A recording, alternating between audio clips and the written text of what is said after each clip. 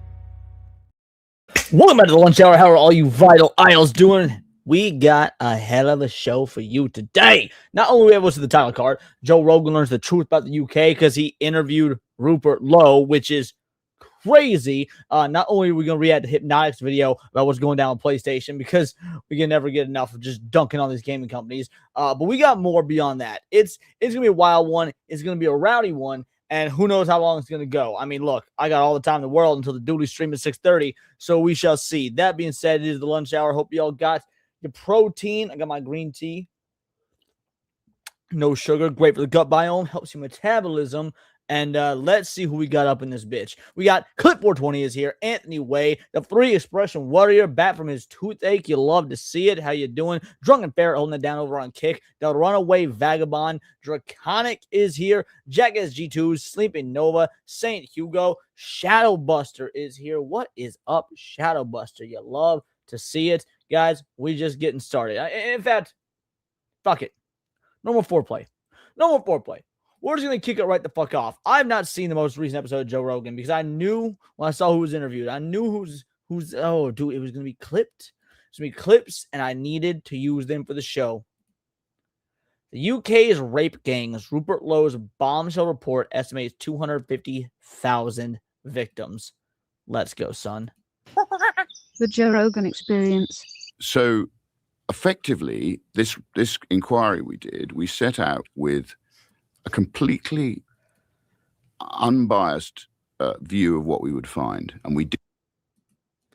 This is the man that, if he is who he says he is, unlike Donald fucking Trump, who has gone back on so much things and hasn't actually delivered. To be fair, he's delivered on some things, but it's not delivered on the vast majority and whatnot. If this man is the opposite, if he is who he says he is, this is the man that could save Britain. We've been talking mad trash on the UK on these streams, but this is the man that could save the UK. We'll see. did it What up, because Sherry? we were pushing the government to have a statutory inquiry.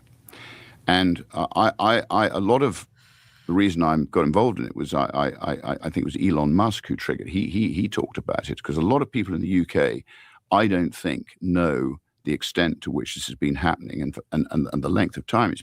And how could they? How could people in the UK know the extent of what's happening? The media censors all of it. They want to believe it's happy-go-lucky. Multiculturalism works. These people are blending in society just fine. Hey, pay no attention to the fact that we're putting them up in hotels at the cost of you, the taxpayer. Yeah, of course a lot of the people in the UK don't know this is going on. Been happening for. Why is that? What is that? A failure of your media? Is it a failure of the politicians? Like, why don't people know about Well, this? it's a total failure of the media, because the media are supposed to be an independent body that holds to account failures of. The media cannot be an independent body when they are subsidized by the state. Exactly. Massive UK news, literally government run. Exactly. The media can't be an independent body when they are subsidized by the state. Of the state. And it's basically because this block vote through the postal voting system, which needs to be changed, is effectively or has been keeping the Labour Party in power. So they've put power ahead of principle.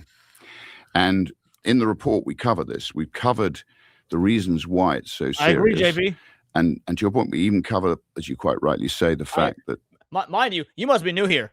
We did an entire 40-minute segment yesterday talking ridiculous shit on New York specifically.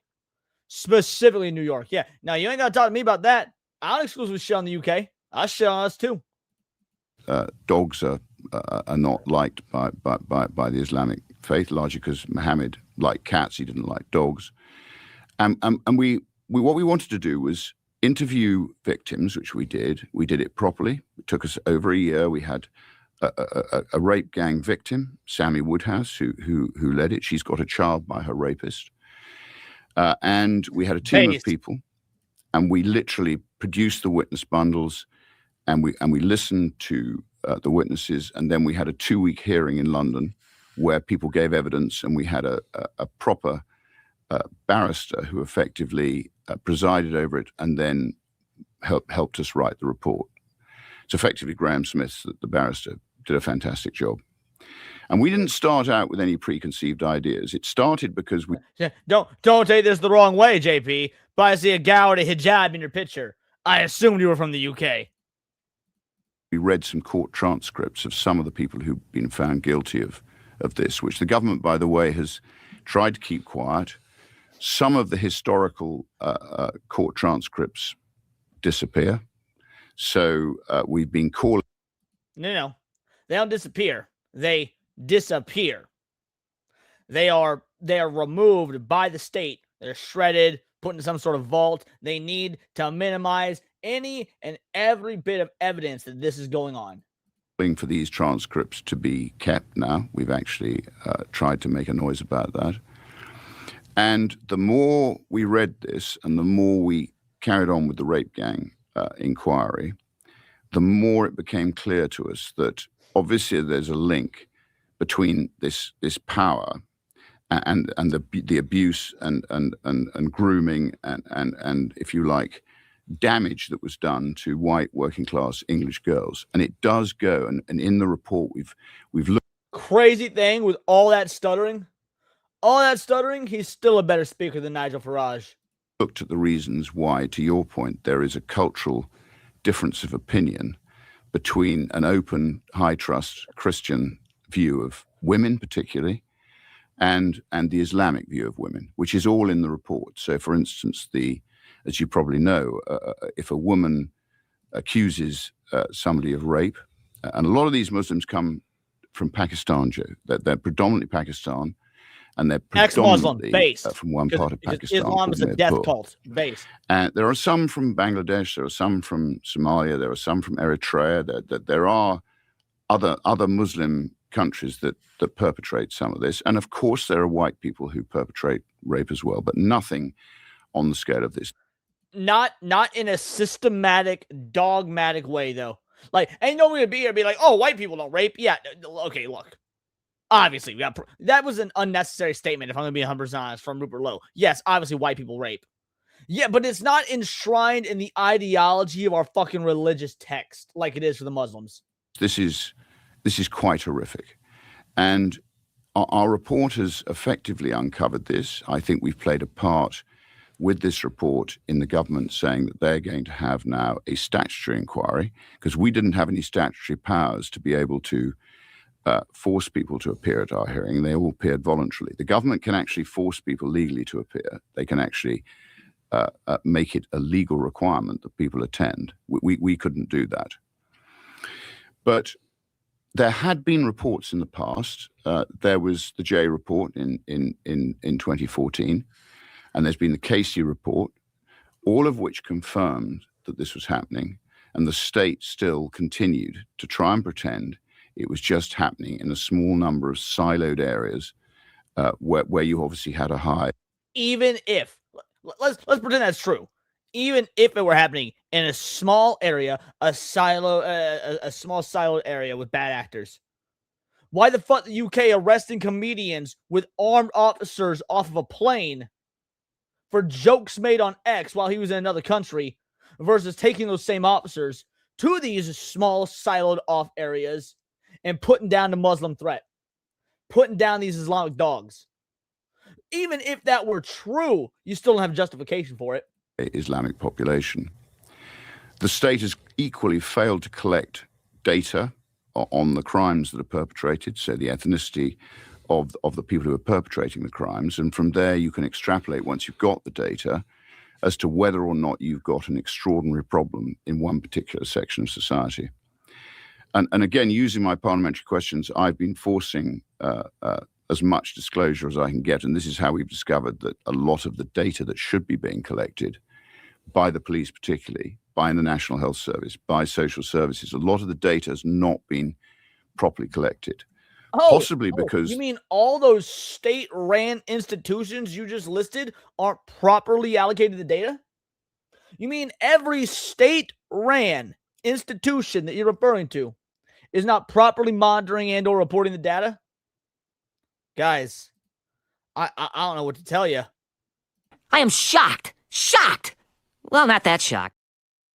The state does, I think, know that this is happening, but they don't want to admit that their multicultural experiment, which, as you probably know, famously Enoch Powell warned would fail with his speech, the Rivers of Blood speech, for which he was heavily criticized. So I think they do know, but they don't want to admit it. They don't want to be called racist. Here's the dealio. I don't feel like I don't say this enough. Maybe I do say enough. I don't know. I feel like I don't say enough. I don't like seeing the UK like this. Now, selfishly, I don't like seeing the UK like this because when you guys are conquered, if you aren't already, and when Australia's conquered, we're the final boss. They'll come for us last, but they will come for us. So, frankly, I don't like seeing this happen to you guys because we're number one, we're the best, and I don't want to see us fall. But at the end of the day, I don't like seeing my Western, white, Christian brothers be handled like this. I absolutely don't. While I do think that America is the fucking best, because we are, that doesn't mean we're immune to this barbarism. They don't want to, and this has permeated the whole of British society since Tony Blair. People are frightened to be accused of effectively being biased and white. What's the estimate of the amount of illegal immigration that you have in Britain? It's almost impossible to say how many people are living there illegally or living with us illegally. But in our paper, I mean, we think it's sort of 1.8 to 2 million people, probably. That's our estimate.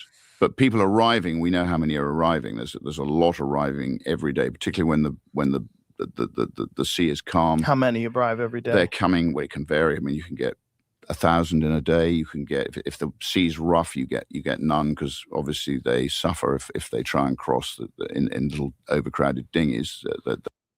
And that's what, man. Yeah. Oh, Heavenly Father, answer my prayers. Oh, Heavenly Father, I pray to you now. Make them seas constantly rough. Drown them Muslim filth.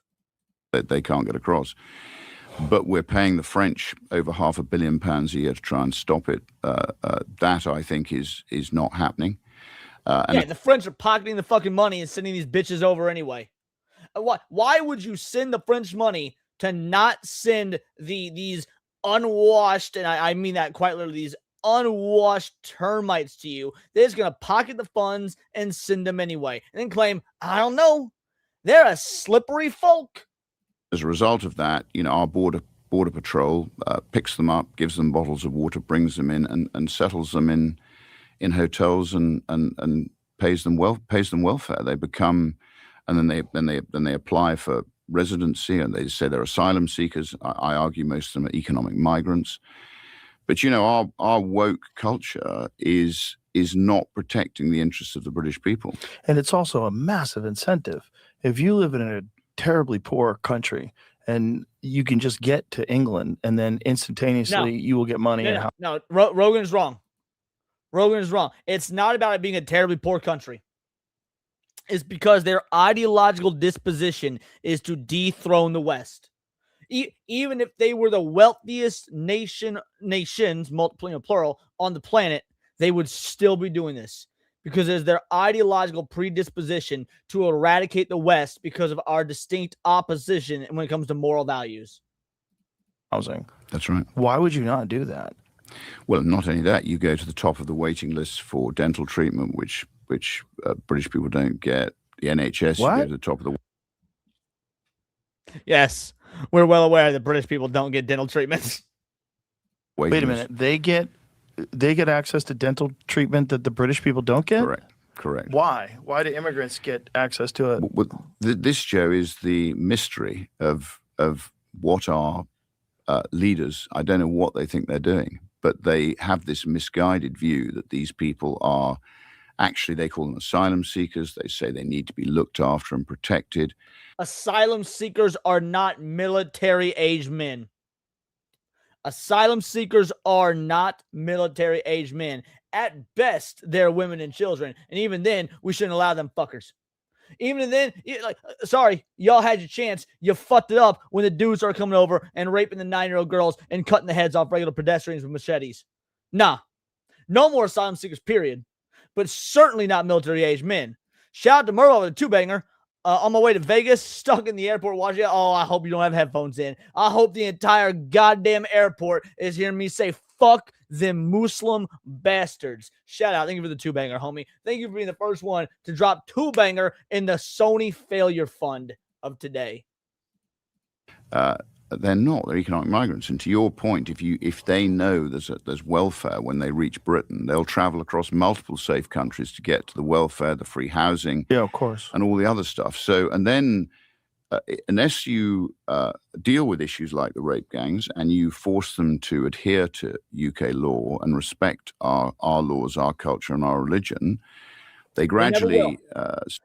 I like that he said the word force. I do like that. I like that Rupert Lowe said if you force them to do so. The problem is these are animals who cannot learn, who will not learn force. They do not understand the concept of being forced to do something because, again, it is inherently the opposite of what their ideology stands for. It will only make them more violent. It will only make them more radical. It will only make them more determined to do what they're coming here to do, which is the downfall of the West. But I do like that he said force. That's a good sign. Set up their own cultures and with their own laws, as I said, and there are large tracts of the country now where we've got these Islamic settlements which effectively operate almost as a sort of parallel society. I don't know whether it's quite the same here, whether you've got the similar thing with the Somalis in Minnesota. You do in Dearborn, Michigan. Dearborn, Michigan just had a gigantic Islamic No, it's not the same, though. It's not, the Somalians, at least to my knowledge, I could be wrong. Anyone's got better information on this than me, clue me in. The Somalians aren't here to take over the system. They're here to game the system. Now, to be fair, a few of them are. Like obviously, what's her name in Minnesota? Ilhan Omar. Ilhan Omar, she wants to subvert America and raise Somalia as like number one under the sun. Yes, she wants to usurp America. The vast majority of Somalians, they don't even think to do that because they got a fucking 67 IQ on average. They're just here to game the system and basically let America pay their way into their own riches. It's actually distinctly different from what is going on with the Islamists in the UK because they want to outright destroy the UK and rebuild it in their Islamic terrorist image. Not that one is good, not that either one's good, but they're not the same. Parade where you just see tens of thousands of people holding flags and walking on the street, and Yeah. it's kind of crazy. It's crazy that, and they've also one of the things that's funny about Dearborn is all the progressives. It's a very liberal place. They're like, welcome, everyone's welcome for all cultures. And as soon as they got into power, they banned the pride flag. That was the first thing they did.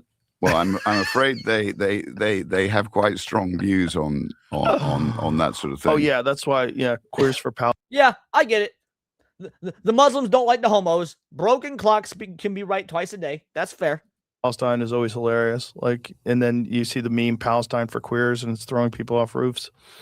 It's like the chap who runs our Green Party is a gay Jew. So I mean, he's going to have a problem if these guys get anywhere near power. But that doesn't seem to put the. But no, when he says get near power, they are in power. We covered this yesterday. The mayor of, I believe, Brighton. I believe it was Brighton. The mayor of one of those fucking towns in the UK that I don't remember the name of because I'm a goddamn American. Doesn't even speak English. He is the mayor of, I think it was the mayor of London specifically? It was London or Brighton. Either way, straight up doesn't even speak English. Has to have a translator for his speeches. Seen with a 5-banger, says, I visited a friend in Manchester back in 2023 and went to the Trafford Center. We were literally one of about 5 groups of white people there. Disgusting. This is your land. It's your birthright. Disgusting. You can't keep getting away with it. Shout out. Thank you for the 5-banger, homie. Progressives off, they still seem to. But this is what's crazy is that their society is on Boxing Day, complete, like Islamic society is completely patriarchal. The women are absolutely second-class citizens. Yes. They have completely different laws for how the women can dress. What happens to the woman if someone has sex with, if someone has, first of all, if they commit adultery, they can be killed, like, stoned to death. Yeah, and I watched a horrible video where a father did it to his daughter. Yes, well, you do get these killings. Honor killings. Yeah. Or brothers. The brother will kill the daughter if the daughter shamed the family. It's like, hey, guys, how are you progressive when you're supporting this? And it's... At least the Japanese had the good goddamn grace that they dishonor the family, they kill themselves instead of having another family member kill them. Like, at least they got that going for them. Because the concept of not being racist, not being called racist, the fear of that is so strong. They're willing to adopt all sorts of things that are the complete antithesis of everything they believe in. Well, in the UK, I don't know if you have it here, but the Me Too movement, it fascinates me that they never seem to say anything about these, what I call clannish tribal cultures who have a completely different view of women. Yeah. And to your point, again, in our report, a woman, if she accuses in Pakistan a man of rape, she has to have 4 male witnesses who actually have to witness and swear that they've seen her being penetrated by the rapist. And you've actually got women in prison. Penetrated. So as long as there's no penetration, they can do what the fuck ever. Doesn't even matter there's 4 male witnesses. Oh, all he did was just rip off her fucking tunic or robe or whatever they call that dumbass piece of material and start forcibly sucking on her titties. Hey, that ain't rape. There was no penetration. That's allowed. Because if she can't prove that she's been raped under those rules, then she can be sent to prison. And there are many women languishing in Pakistani prisons for that very reason. And this is the sort of extraordinary cultural oil and water which just doesn't mix, Joe. Well, it's also the mental gymnastics that you have to accept that as a part of Britain. And because you're progressive is really crazy. It just shows how these ideologies, these cult-like ideologies can completely defy logic, completely defy. Nah, ain't a cult. It ain't a cult. Look, I've watched the documentary on Jonestown. The cults got the good goddamn grace to drink their own Kool-Aid and kill themselves. I realize I'm making that joke twice. So I already made one about the Japanese, but I didn't know he was going to say the word cult, so I'm repeating myself. But Jonestown had the good goddamn graces to drink their own Kool-Aid. That's a good cult right there. They got themselves out the picture. The Islamists ain't doing that. My common sense, and just you have a set of rules that you're supposed to adhere to. If you deviate from those rules, you're a racist. You don't want to be a racist, right? Then everyone's welcome. I love being a racist. Dude, I love being a racist. As you say, it's honor killings, it's tribal. All Muslims have an incest Your problem. first loyalty is to your tribe and your family, not to your host country who's actually got their own laws. There are all sorts of hadith rulings That is also which true. they can use to justify it. I mean, for instance, Molly, is that you? Molly, it's been a minute. Is that you? Nice to see you. And yes, I know that's what happened with Jonestown. I was being facetious. Since if they rape a white girl, that doesn't count in their view of life as adultery. So they are effectively taught that a girl who doesn't dress as they would dress is meat to be abused, and they have these extraordinary sort of cultural views You see that are completely incompatible, in my view, with a. I just want to appreciate for a moment.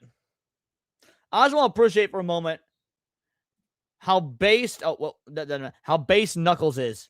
I don't know if you guys can tell. If you're watching on a cell phone or whatnot, maybe you can't tell. But he, like, the way the GIF repeats, he's sitting there nodding. And I just love the idea that Knuckles is nodding along with all this anti-Muslim propaganda. Based Knuckles. Society like ours, where, we are a matriarchal society which respects women. I think we have grown to respect women. Obviously, they've now got an omnipotent position within our society, certainly in the UK. I'm sure it's true here too, and quite right. They play a part in our society. They're a very, very important part of everything. But again, under the Islamic code, I think that the Muslims are frightened of female sex. Dude talking to Rogan. This is Rupert Lowe. If you're familiar with the Restore Britain movement, which we've talked about at length on this channel, he basically makes Donald Trump look like a fucking leftist. Like that is how hard in the paint this motherfucker goes. I would say he's the UK's Donald Trump, but he makes Donald Trump look like a fucking leftist. He goes hard in the paint. And he is being stifled at every turn by the UK government for him to not be elected. UK people love him. They want him in control. Because he has vowed to eradicate the Islamist infestation. Now we'll see if his bite has some bark to it. I don't like people who all talk. I want to see action. But yeah, that's who this is. Sexuality, it's all there. Yeah, and that's all as you know, you get FGM, female genital mutilation. So these two-banger says, in a parallel universe, we have Muslim Leon. Don't you put that evil out there in the multiverse, you sick son of a bitch. But thank you for the two-banger. These cultures, I think, Joe, and to your point, are just incompatible unless you have a very strong government which basically protects its electorate from any subversive behavior which is not compatible with our values. You keep using the term meat. Is that how they actually refer to it as? That's how they consider it. Yeah. What do they say? Like how are well, they? It's in our report that there was actually I think it was. Is it a translation of? I think Thomas Jefferson actually. It's in our report. Asked the Barbary pirates about the way in which they treated their slaves and their women. That was particularly slaves. They just also slavery is accepted within Islamic countries. So I think they have their own codes. They have their own terms of reference, and there is a quote in there. I'd have to look at the report to give it to you, but Leon, where one of them does liken. Wizard and Hypno getting married, me being Muslim, y'all are wildin'. White girls not dressing as Muslim girls dress, and he does liken it to meat. Jesus. And that is an analogy he used. So I mean, yeah, I think that's what they think. This rape gang inquiry report that you have just released, the number, I want you to say it because it sounds so crazy. If I say it, it's going to sound wrong. Fuck the you, number Charlie. of people that were victims, the estimate. Well, we've estimated that a minimum of 250,000 rapes have taken place. It's probably much more, Joe. Much more. I want to marinate on that for a moment. They estimate, and this is old news to be fair. We went over this report when it came out, a week or two ago, whenever it was. I want to marinate on that for a moment. The UK government cares so fucking little for its women and children that on the low end, they're estimating 250,000, 250,000 rapes by these invaders, by this invasive species. Now, I don't know what that translates to in terms of pregnancies, but when the left is all like, well, of course, what about exceptions for rape and incest? Well, what do you think about the Muslims then, dear little leftist Susie? Like, this is disgusting. And the UK government covers it up and continues to subsidize these termites' existence. Moves them into fucking hotel rooms. Pays for all of them. Gives them dental care. Kicks people out of their dwellings to make room for them. All the meanwhile, they're going around making 250,000 rapes since I believe 2023 was the year they said. 3 years. This is why the UK is a failed state. This is why the UK is a failed fucking state. Disgusting. Because we published in here, I think it's a list of 147 parts of the UK where this is happening. Now, the government tries to tell you it's happening in Rochdale, Oldham, one or two, Bradford, one or two centres, and that's why their statutory inquiry, the terms of reference of that, have now been downgraded. So they make it look as if it's not a systemic problem, but just a little local problem, which it isn't. So we've listed here, and they're all in here, the places where we know it's happening from our rape gang inquiry. But every I live here and it's fucked. Yes, scene. Literally. Every time we publish this, Joe, I get people emailing us or sending us messages on social media to say, what about Red Ruth in Cornwall? What about it's happening here, it's happening here, it's happening here? So I think it's incredibly widespread. And there's other people who've corroborated that 250,000 figure. That's an incredibly conservative figure. You can't be exact because the state is not collecting the data, which they should be doing. And we've been lobbying in Parliament to make sure that the state's collection of the data. How are you going to know how many rapes actually happened if you don't even know how many of these illegal infestation termites are in the fucking country? Improves, and then we can actually see the extent of the problem, and you can actually pinpoint it in the same way that we've done it in this report. So this is, I think it's linked to organized crime. I think it's linked to the drug trade. I'm pretty sure it's linked to the drug trade, and obviously it's linked to prostitution. So as usual with an evil like this, and you've got girls who are transported around in the back of pickups and in cages, and at our rape gang inquiry, we had examples of girls who were raped by dogs and filmed, either anally raped or vaginally raped, and literally watched, filmed, and a lot of it's about servitude and about other. Mind you, remember, these are the same people.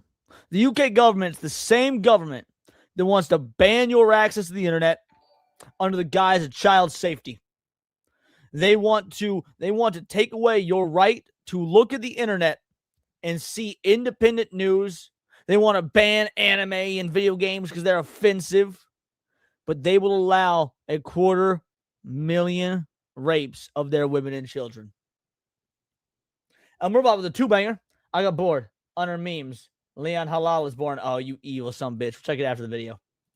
There's other stories in here about women having to lick the feet of their rapists. It's about power. It's about servitude, and it's about the fact that Muslim men are taught to believe that they are superior, not only to women, but they're superior to people like yourself and myself, who are considered to be. Yeah, 67 IQ average, but they're superior. 67 IQ average, a penchant for inbreeding. Right? They love their inbreeding. Love their inbreeding. They love their little downsy children with webbed fucking toes. They don't even need the boats. Why are the Muslims coming over here on the boats? They got webbed feet. They could swim. But they're superior to us. Where's your 2-story buildings? If you like, the infidels. And their job is to effectively spread Islam and effectively punish the infidel. And as you probably know, in the Crusades, if you lost to Saladin and you were a Knights Templar, a Crusader, you had two choices. You either converted to Islam or they killed you. And in the case of a lot of these girls, a lot of them were made pregnant. They were impregnated, and they then had to Hasbro family, good reference. Some of them were trafficked to Saudi Arabia, Pakistan, other parts of the world. So look, I mean, this is a massive national scandal, and I'm hoping, now I'm an MP, we've written this report, and this should stimulate debate. We sent a copy of this on a PDF to every inbreeding. If I said inbreeding, that's wild. Seeing with a 5-banger, the OSA doesn't work. I can literally Google search without a VPN and get results without any verification. Oh, you mean the state-sanctioned block on whether or not you're supposedly an adult doesn't work? They couldn't even get a private industry to do it.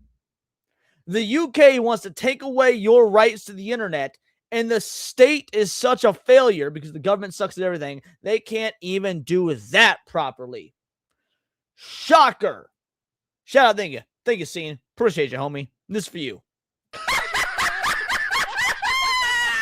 You racist motherfuckers. I didn't know how to bring you back. Look at this nigga's face. Look at his face. Look at his fucking face. Fuck you, dude. Fuck you. Thank you for the 5-banger, homie. MP, and we're going to send this printed copy to all of them as well. Because everybody in power should look at this and they should start to correct it immediately. You use the term, or the term is used, rape gang. Why are you saying gang? And this is an organized practice? Yes. So it's not as simple as Islamic men are raping poor white girls. It's packs of 6, 7, 8, 9, 10 of them fucking dogs all out doing it together. It is definitionally a gang. That they go out in gangs specifically for this purpose. These are properly organized gangs who are grooming and abusing young girls as young as 10 or 11, and then literally trafficking them around the country. We know that from the testimonies we've had. So originally, when I went into Parliament, I was elected late. So I was elected in July 24. No, I will not be covering the entire podcast, just this 20-minute clip. I can't justify a 2+ hour podcast on the show when I've got so many other topics to cover. But I'll be watching the entirety of the podcast on my own. So at the tender age of 67. We heard them being referred to as Asian grooming gangs, which I think is a misnomer because it is. We covered this. We covered this when it was first happening. When the UK first started doing the softball reports on this, they were calling them Asian grooming gangs, which, to be fair, is technically correct. The Middle East is in fact part, but let's be real. No one thinks of Middle Easterners as Asian. When you hear the term Asian, you think of the Oriental persuasion. You think South Korean. You think Japanese. You think Chinese, Filipino, whatever. When they were calling them Asian grooming gangs, once again, it was to softball the public and not actually be racist to these Muslim termites. Unfair on, for instance, the Japanese or other Asian cultures who don't do this. So when we, thanks to Elon Musk, we actually did, and as you're quite right, thanks to him giving us a free speech platform, and Facebook's thankfully followed as well. So he's led the charge through his purchase of what was Twitter. So when I gave a speech in Parliament where I said they're not Asian grooming gangs. I'm going to call them what they are. They're Pakistani Muslim rape gangs. So I said this in Parliament. So excellent clip. Excellent clip. Make sure to give the video a like. Not that our boy Joe Rogan needs it. And to end this topic, y'all are disgusting. Let me show you why. Yo, what the fuck is this? Leon Halal? Leon Halal? You degenerates. You disgusting individuals. How could you do this to me? The hair doesn't pretty good, though. Let me realize the hair looks pretty good. My eye color's wrong. My eyes are way more green than that. No, that is some sick work, son. Shame on you. Halal looks nice on you, to be honest. Man, I used to rock the short hair. I got pictures of me with the short hair. I look good. Yo, Leon Piker is insane. Inshallah looks like a white version of my brother. God damn. Show the meme. Yeah, I did. Yeah, I rock the short hair. I look good with the short hair. Hold on, I'll show you guys. I look good with short hair. I just don't like my hair short. Hold on a second. Let me see if I can find it. Pretty sure I got pictures of me with short hair. Here we go. Hold on. Let's go into my photos here. I have to scroll for a bit because I've had my hair like this for the last 5 fucking years, but give me a moment.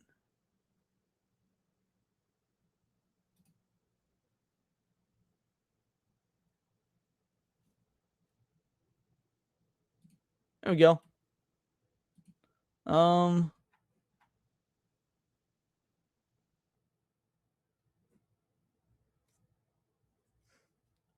See what one do I want to show off? I don't have very many pictures that are just me solo, and I don't want to be doxing other people. Here we go. This one works. I rock the short hair sometimes. It's been a minute. And I was noticeably heavier back then if you look at the fucking face, but I rock the short hair.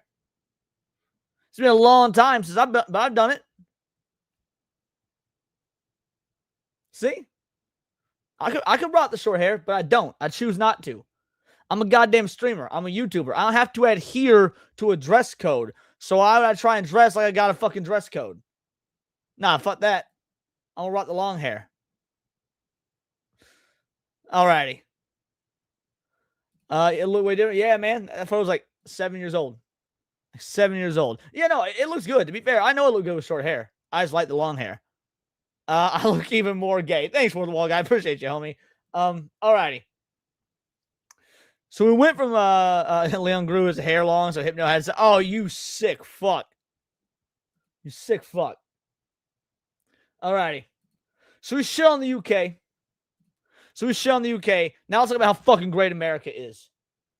America changed me, and Europe is wrong. Bro, you know there's going to be some base. You got the USA jersey on. You got the American flag and the German flag. This dude's German. You can tell he's German. Look at him. He's obviously fucking German. I bet this guy's probably related to Smooth the DJ. Europe lied to me about America, but not in the way you think. Because I didn't move here because I hated Germany. I moved here because I fell in love with an American. And 2 years later, I have to admit something that makes many of my old friends angry. Because the country I was taught to look down on made me more hopeful. Let's roll that back. of my old friends angry because the country I was taught to look down on. Taught to look down on. Guys, this is why it doesn't matter whether or not, like what anybody outside of America thinks. Oh, America's a laughingstock. Oh, you guys got Donald Trump. You're laughing. Yeah, we were laughingstock with Biden as well. We're laughingstock to Europe now. Well, guess what? Europe doesn't fucking matter. Europe's goddamn worthless. Teaching them to look down on us when their entire safety, their entire way of life is damn near exclusively protected by our contributions to NATO, which we shouldn't even be part of, mind you. They are taught to look down on us. Made me more hopeful, more ambitious, and more free than I ever imagined. And that is uncomfortable because it means America was not the country I misunderstood. Maybe Europe made me misunderstand myself. And this year, the timing is almost too perfect. America turns 250 years old. Happy birthday, USA. The World Cup is happening here, and right now Europeans are having the same moment I had 2 years ago. They arrive with jokes, they arrive with opinions, they arrive thinking they already understand America. And then normal America hits them in the face. Not Hollywood America, not political America, just normal America. And that is exactly what us good old Midwestern and Southern boys and gals. None of that Northeast bullshit where everybody's an asshole. None of that California bullshit where everyone's a leftist. No, good old Midwesterners and Southerners, the real America, God's America. Makes the story Europe told. When I watch this World Cup tourists, I see myself 2 years ago. I see that moment where the America I was warned about disappeared. 2 years ago, on July 1st, I moved from Germany to the United States of America. And I did not just move countries. I moved from a culture of caution into a culture of courage. And I was not ready for what would do that to me. Because, bro, what a base statement.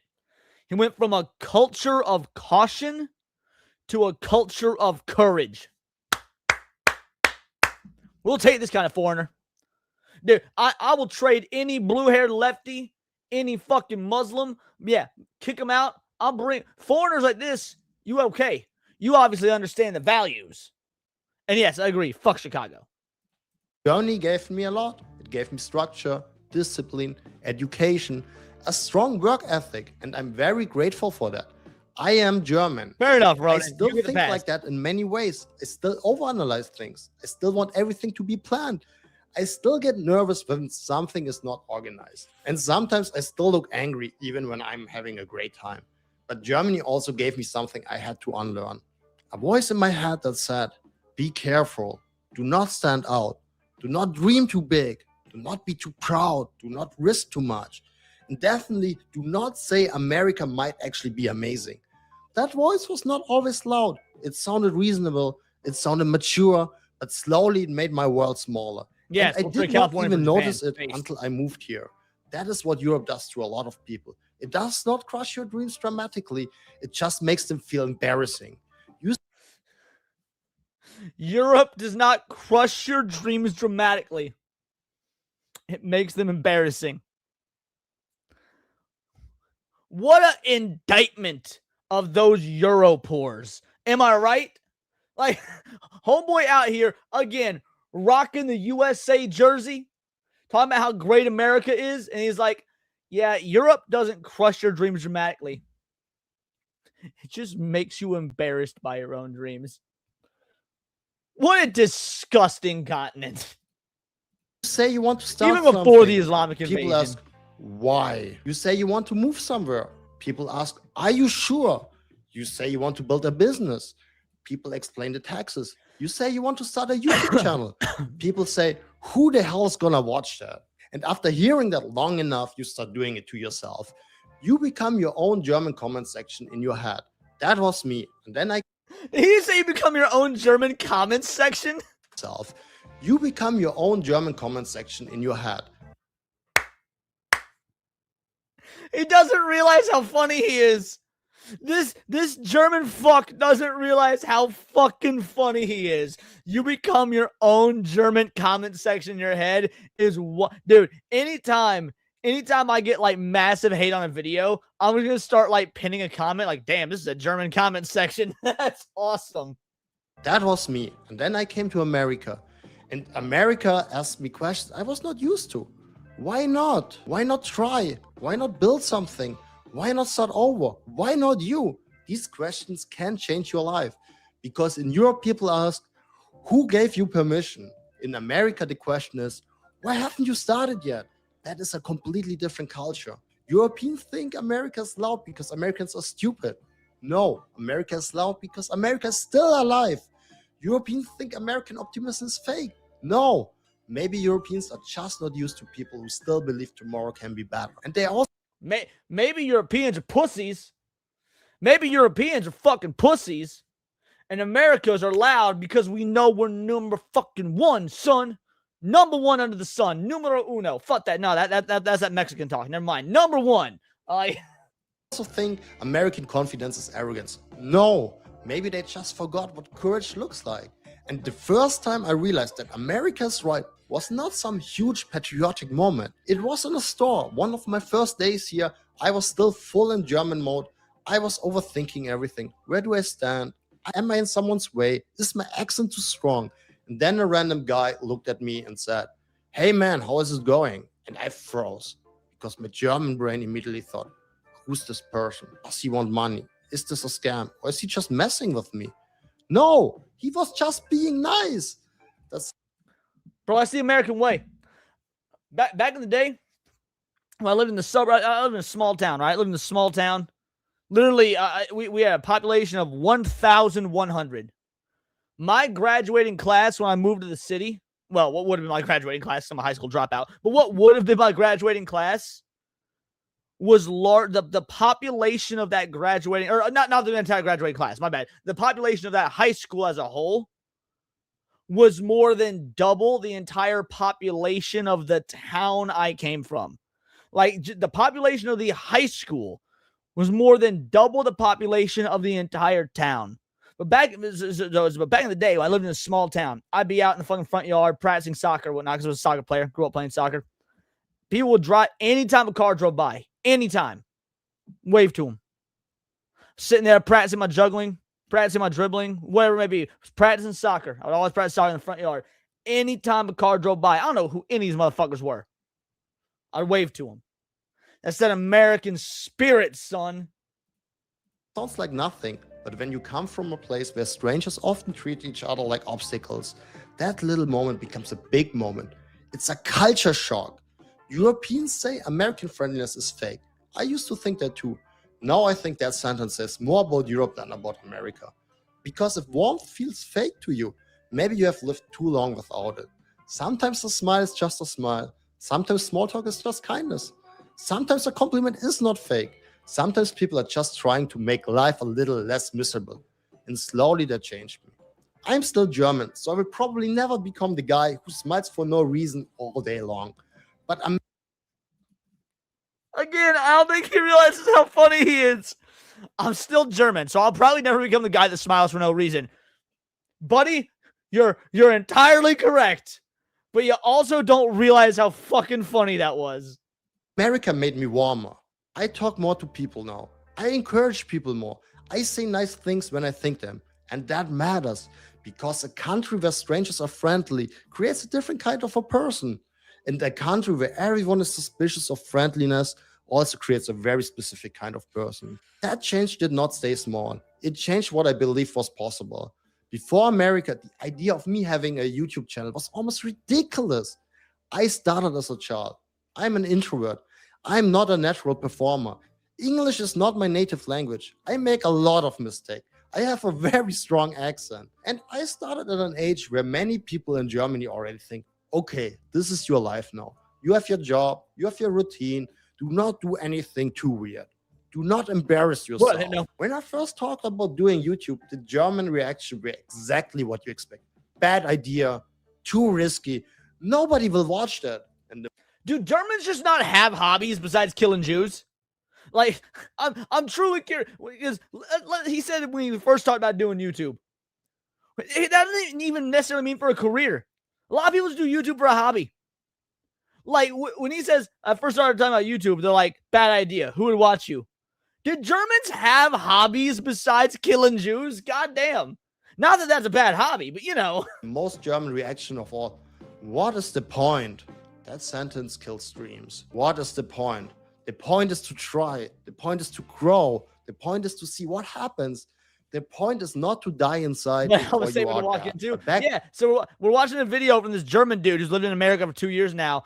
America changed me, and Europe is wrong. And he's just basically been sitting here beating his meat to America for the last 6 minutes. It's awesome. then I actually believed in negativity. So I started in German first. And honestly, a lot of No, the feedback was Adam, negative. he came here because he got married. I don't know if you missed the beginning of the video. He said he fell in love with an American girl, so he moved here to be with her. So he got himself a nice American girl. At least I assume a nice American girl.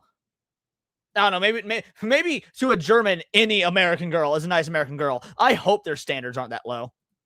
People corrected me. People judged me. People acted like I need permission to speak. And then I had this crazy thought. What if I do it in English? A German guy with a German accent talking to Americans about America. That should not work. At least according to the European mindset. But America does not care if something should work. America cares if you're willing to try. So I tried. And Americans watched. Americans subscribed. And honestly, and look at him now. 23.8K subs. This video, 73K views. Like, he killed it. This is good. How long has this channel been around? How long has this guy, Toby Harms? Let's see. How long has this guy's channel been around? 239 videos. Let's see. How do we? I'm pretty sure. Isn't there a way to sort? Go videos. Here we go. Oldest. A year ago. His oldest video is from a year ago. America was the best thing to happen to this motherfucker. It just occurred to me. I'm not sharing the screen. There we go. Oldest video. You got 24K subs, 239 videos. Oldest video was a year ago. 791 views. Actually, pretty fucking good for a very first video. America was the best thing to happen to this fucking German fuck. Americans commented. Americans told me, I'll drop his links to videos over, yeah. We like your honesty. We like seeing our country through your eyes. And we actually like your accent. And now this channel has over 20,000 subscribers. It might be still small, but to me, it's actually insane. Because America gave me permission to try before I was perfect. And this I will say that's where he's wrong. America didn't give him permission to try. Because that's what makes America base as fuck. I will say that's his first wrong thing he said so far. You don't need to goddamn ask permission. Nobody gave permission. You just do it. There's no need for permission. Explains America better than almost anything else. Europe often wants you perfect before you're even allowed to try. Perfect education, perfect accent, perfect plan. America is different because it says start, build, fall down, try again. But then I noticed something bigger. America feels alive. Europe often feels like a museum with regulations. Beautiful, historic, interesting, very tired. And I know that sounds harsh, but I felt it in my own life. I had a good country, a good job, a safe environment. From the outside, everything looked stable. But inside, it felt like my future had already been assigned to me. Like the path was already written. Like the best thing I could do was not to mess it up. America feels different. America feels different from the beginning. America feels unfinished. And that is the magic. America is still being built. That is why everything is loud. That is why people argue so much. That is why people move across the country and start businesses. Look at that. That's why people argue so much. Agreed. Arguing is not bad. There is positivity to arguing. You want to argue. Arguing is fucking great, son. Because it means you got passion about something. Even people that are objectively wrong and fucking retarded. And we want them to not talk because they're wrong and retarded. At the very least, there's passion there. Can't say the same for them sad sack European fucks. Take risks, fail, and try again. Europe looks at that and says, how embarrassing. America looks at that and says, at least he tried, and that difference changed me. And it also changed how I see freedom. In Germany, I always felt like freedom came with a warning label. You can speak your mind, but be careful. You can question things, but be careful. Then it's not freedom. He said freedom comes with a warning label. If there's a warning label, if you have to be told, then it's not freedom. It's a privilege. And after a while, you start censoring yourself because freedom is not only what is written on paper. Freedom is also what the culture allows you to feel brave enough to do. Germany taught me freedom with a warning label. America taught me freedom with responsibility. And responsibility can be very uncomfortable because freedom means you cannot always blame the state. You cannot always blame society. You have to choose. You have to. Correct. You can't blame the state. You can't. I mean, you can blame the state. You can blame society because, ironically, you have the freedom to do so. But 99% of the time, you gotta blame yourself. If you fuck up, you blame yourself. If things don't go right, you blame yourself. Now, there could be extenuating circumstances, external factors, but most of the time, you blame your fucking self. And that is the price that comes with freedom. And my God, it's a price that I fucking love, son. You have to live with the consequences. What up, Michael? That changed me. In Germany, I was used to thinking the state should handle everything. The state regulates, the state protects, the state decides. And of course, there's comfort in that. But that comfort can become a cage. You pay huge taxes, you follow endless rules, you trust the system, and then one day you wake up and realize the system is not building your dream. It is managing your decline. America made me see that. I do not want a life that's perfectly managed. I want a life that is actually mine. Europeans love to feel superior to America because it makes them feel sophisticated. But after living here, I realized that a lot of that superiority is insecurity. Because deep down, many Europeans know America still has something. Bro, a lot of that superiority is insecurity. Europe is the Vegeta to America's Goku. Suck it, Vegeta lovers. America's the Goku. Europe's the Vegeta. Now, I'll say, both are way fucking better than like Piccolo or something. Let's see. We'll say both are better than Majin Buu. We'll call it Middle East Majin Buu. Just fucking unbridled chaos all the time. But Vegeta, you gotta admit, he got a bit of a fucking inferiority complex when he masks with a superiority complex. That's Europe. And yes, Japan could be our Chi-Chi. Especially because Chi-Chi is actually based off Chinese art direction and whatnot. And I love the idea that we're stealing that from the Chinamen. Boo Somalia. There we go. Boo Somalia. Europe is losing. Energy, confidence, ambition, belief, the feeling that the future is still open. Before I came here, I also thought maybe the best times were behind us. You work, you pay tax, you complain, you watch things get worse. You call it realism. And then you get older and you think, that is just how it is. But America made me dream again. And I know many people will say, that sounds naive. But I think it's the opposite. I think giving up and calling it intelligence is the real stupidity. Optimism is not childish. Optimism is fuel. A country without optimism slowly dies. And America, even after 250 years, still has that fuel. That is unbelievable. But the most unexpected change for me was patriotism. Growing up in Germany, patriotism is not normal. You are taught to be careful with national pride. You are taught to be suspicious of that. Taught that loving your country too openly is dangerous. And that does something to you. It creates distance between you and your own home. You can love German food, German cars, German efficiency, and German soccer. But loving Germany itself, that is all. Sweden. Say Sweden. Sweden is Boma. Or Poland, one of the two. Basically, somewhere with some nice white girls. Some nice, smart, beautiful white girls. Whatever country that is, Sweden, Poland, whatever, we'll say that's Boma. Almost forbidden. Then I came to America and I saw flags everywhere. At first, I couldn't process it. I thought, wow, Americans really love America. But the longer I lived here, the more I understood the flags here is not just decoration. It's a reminder that this country was built by people who believe freedom was worth the risk. A reminder that a nation needs pride to survive. A reminder that gratitude matters. I still remember my first real 4th of July here. People were wearing red, white, and blue, flags everywhere. Families were together, fireworks at night. Everyone just openly celebrated their country. And my first German instinct was, is this too much? But then I looked around and thought, no. If his first German instinct was, is this too much? Like, I didn't need to be told this. I already assumed this. Germans have no concept of patriotism. I don't think anywhere in Europe does. Maybe Spain.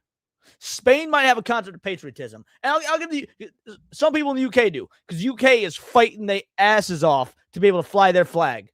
Their own flag is considered fucking racist. But by and large, aside from Spain and the UK, I guess Ireland isn't considered the UK, but like whatever. I'm lumping it in. Same fucking shit. Germany got no fucking patriotism. France got no fucking patriotism. Italy does Italy have patriotism? I don't think so. Like most of those European trash hole countries don't have any sort of concept of patriotism. No, maybe this is what a healthy country does.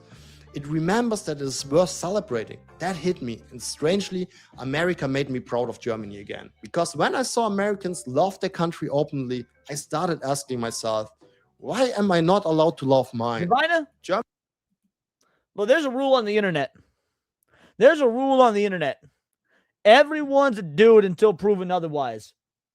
I believe you're a dude. You said too many base things, and now you're dropping historically accurate references. You're straight up talking historical fact.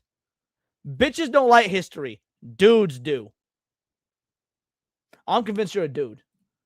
Germany has great things, great inventors, great thinkers, great engineering, great culture.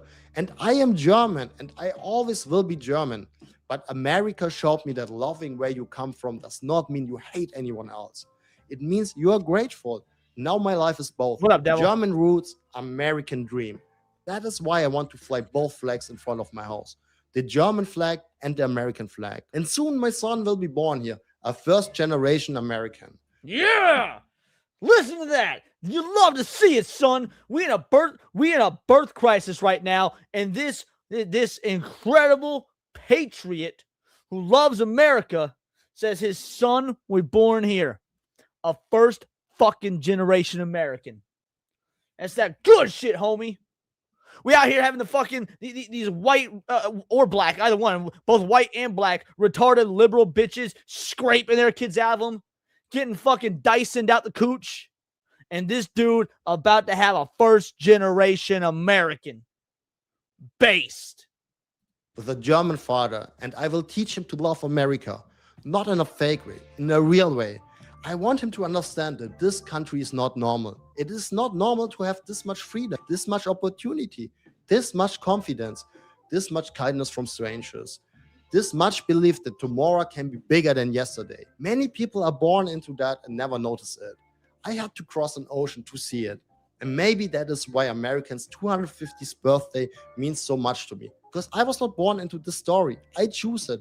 And yes, America also changed me in funny ways. I now need ice in my water. I love AC. I got your stores where you can... Yo! Let's go, son! He says, I love AC. He loves AC. That's right, you Euro pores. He comes over here and he realizes, yo, AC's the shit. AC, bro. He loves AC, and hopefully he hates AOC. Buy almost everything. But the biggest change is not the ice, not the AC, not the grocery store. The biggest change is that America made me less afraid of my own life. That is the real story. Germany gave me roots. America gave me wings. Germany taught me structure. America taught me courage. Germany taught me caution. America taught me movement. Germany taught me to think about what people might say. America taught me to think about what I actually want to do. That is what America changed. It made me want more responsibility, more risk, more life. And on July 4th, when Americans celebrate independence, I think about that word differently. Independence is not just a historical event. Independence is a mindset. It is saying, my life is not supposed to be controlled by fear. That is what America gave me. America is not loved because it is perfect. America is loved because it is possible. That is the word, possible. In America, things still feel possible. You can arrive with an accent. You can start late. You can fail. You can change careers. You can build something weird. You can reinvent yourself. You can be nobody and still become somebody. That is why people keep coming. That is why people keep copying America while pretending to hate it. Correction. They keep pretending to copy America.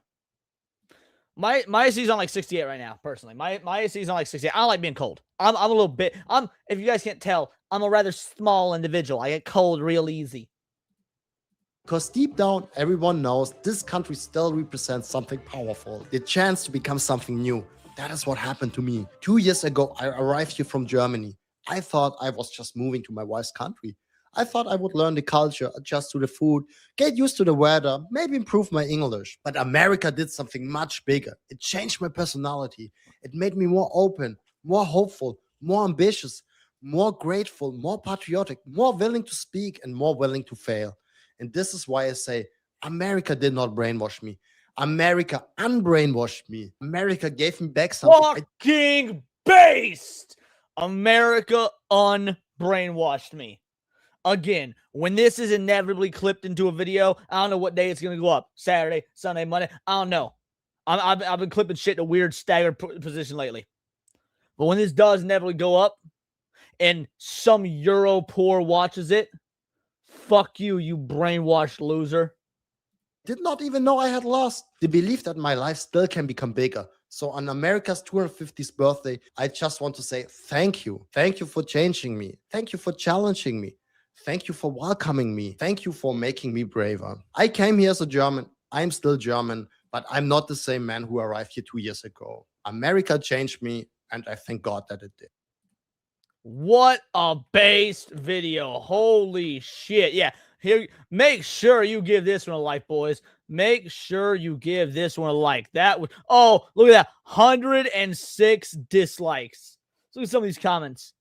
Americans, what's the one thing Europeans so get totally wrong about the U.S.? 2 years, 2 years here. I feel like, oh yeah, okay, that's him. Nothing makes America happier than seeing an underdog win. Hell yeah, base. Better place with you here, my friend. Again, base. You deserve to be assistant here. This made me cry. World Cups made me appreciate things about the U.S. that I've stopped noticing. Thank you. Americans, don't look at your accent. We see you, base. Filipino immigrant here. Ever been an electrician for 20 years? Yep, that's good. My friend, America is a place, but eventually becomes a frame of mind. Who gave you permission? America. Who's stopping you? Sir, a true American. The comments are so positive. Guys, this might be the most positive comment section I've ever seen in a YouTube video. Holy shit. I haven't seen an N-word once yet. As someone born here whose ancestors fought in our revolution, just Americans, anyone. There's a difference between allowed and free to do something. This guy gets it. I have followed a safe path in my American career, getting an engineering degree. No, thank you for coming here. When I visited Germany, I felt like the cities were thoughtfully designed for people to live there. Very logical. You absolutely should be proud. Wait, hold on. Your country, glad you're able to embrace both cultures. Nah, you shouldn't be proud of Germany. This type of immigrants we love to have. Agreed. Absolutely the best video about European experience in America. Thank you so much for sharing this. You phrase very eloquently. We're thrilled to have you here. Accent means you have to study hard work to express yourself. Welcome to America. Congratulations. Bro, is there a single negative comment? I'm negative energy will bring everyone down. You should always be avoided. Thank you for reminding. Yo, we have not seen a single one that says traitor yet. Older American here, extremely well presented. Thank you. Happy 4th. Much love to you, Toby. From a culture of caution to a culture of courage. Yeah, that was a bar, dude.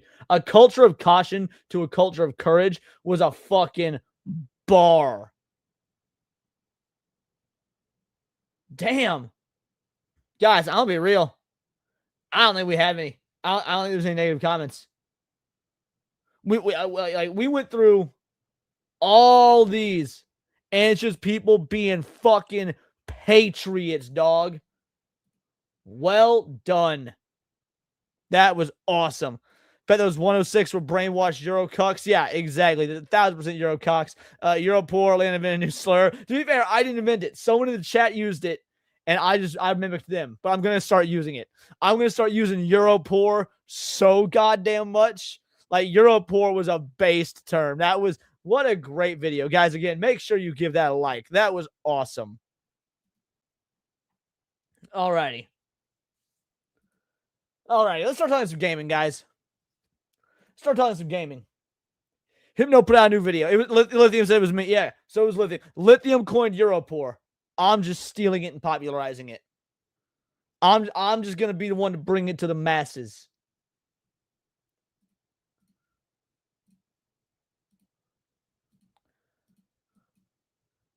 So we got this from Hypnotic. Here's why PlayStation thinks you're stupid. I don't know if you guys are getting tired of the PlayStation stuff yet. I'm not. I'm gonna talk about this till the goddamn cows come home. They are continuing to be felted on social media. I can't wait. Let's go. It's time to talk about PlayStation. Yes, I know, man. I know. You guys are like, Jesus, another PlayStation story? Guys, yes. Yes, welcome to PlayStation TV. PlayStation TV. Goddamn. Because that's what we're going to be talking about. You want to know why? Because this company, quite frankly, is so... Hypno's reliving his Bud Light days. I don't know when you guys started watching Hypno, because I know he and I got a large crossover in our audience. If y'all were watching Hypno about 2.5, 3 years ago, maybe whenever the Dylan Mulvaney Bud Light, he became the Bud Light channel.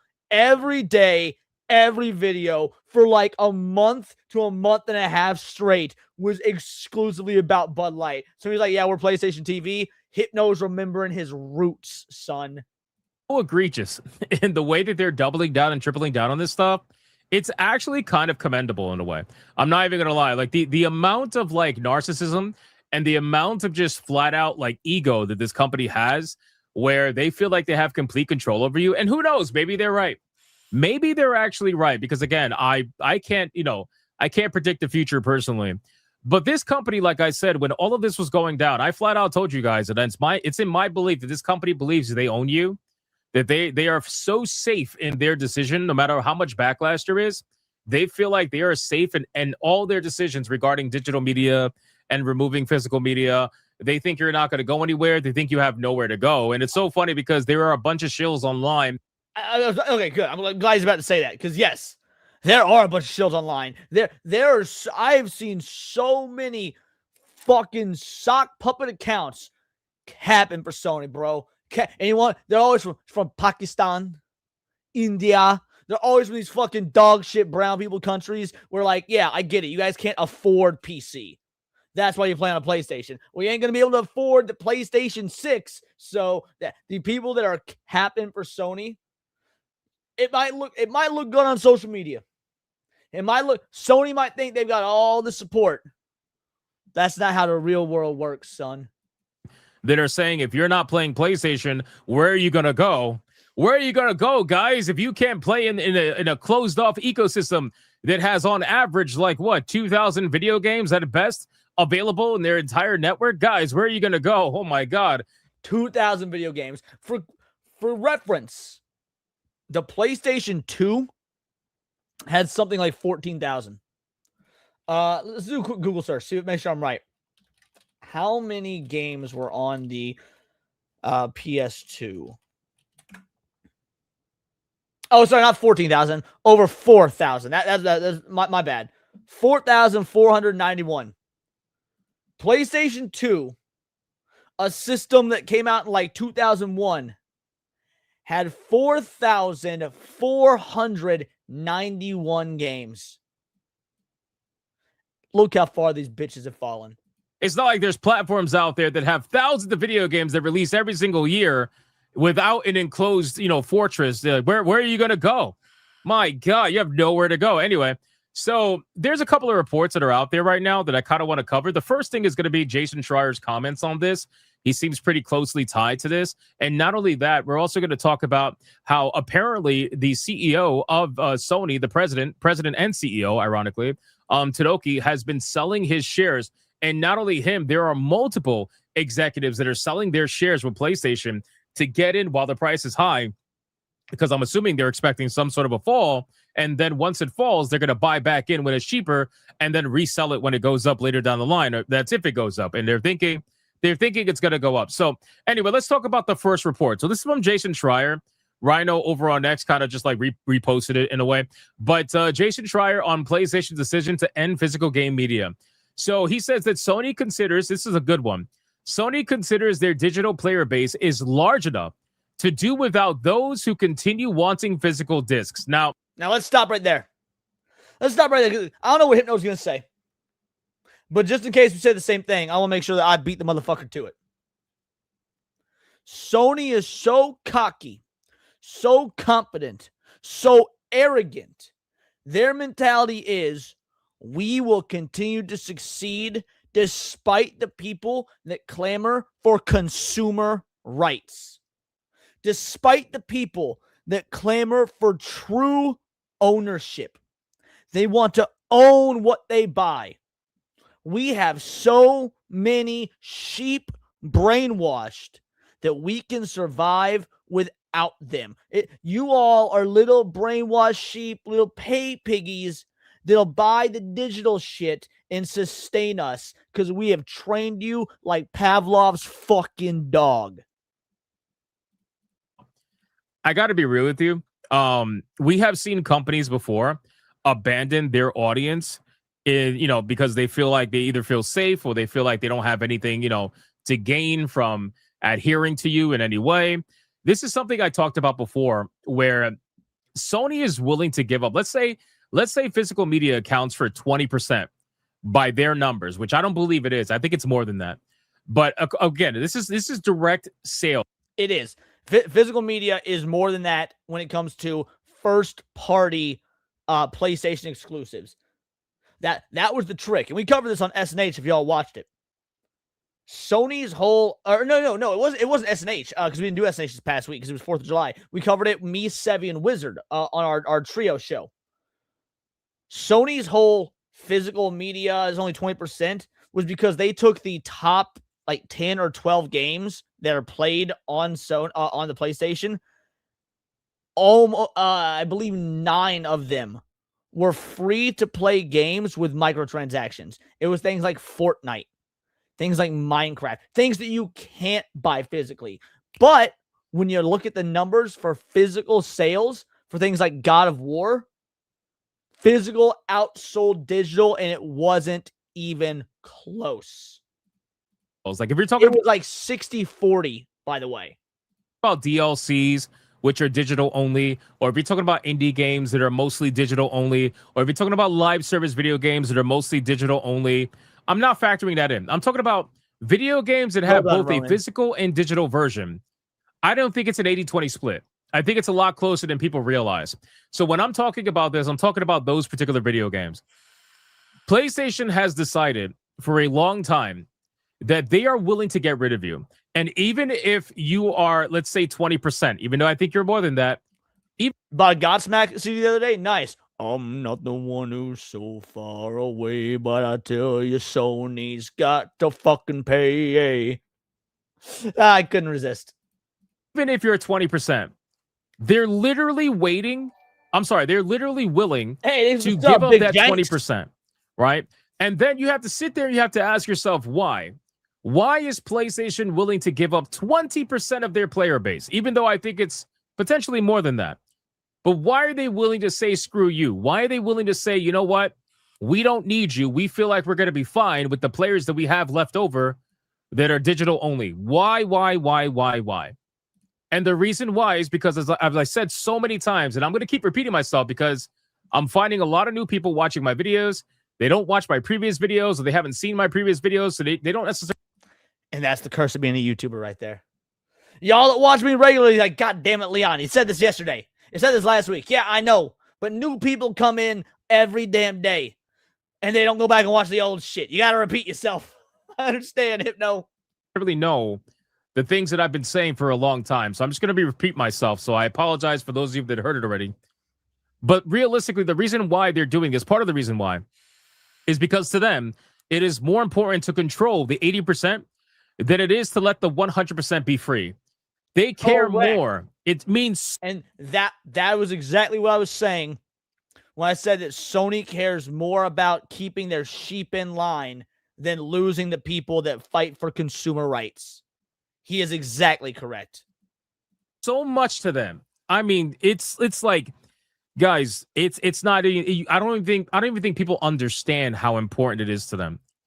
It's more important to them to be able to control every waking move that supposed 80% is doing than allow the others 20% to have any kind of freedom, even if it's the discs that we're getting now, which don't even have the full games on them half the time. They 100% want to control you more than actually make money off of you. The control is more important because they feel like the control is going to bring the money. They feel like if they have control over the ecosystem, it's going to eliminate the things that make them lose money. Mind you, our boy Gabe got like 12 fucking yachts by having the most free and open ecosystem on the market. Our boy Big Papa Gabe got 12 yachts because people keep buying Valve's shit. And why they keep doing it? Because Valve gives you good shit, son. Valve gives you that good shit, bro. They give you the games on discount during the sales. Even when there's not sales, even when there's not sanctioned Steam sales going on, there's all sorts of shit going on when it comes to sales on Steam just in general. They give you the Steam Deck. You got controllers that are just for Steam. You got the Steam OS. Gabe offers a product that is open and free for everybody. And that's why homie got 12 fucking yachts. Like the secondhand market, for example. The secondhand market, they cannot stand it. Honestly, it's not just them.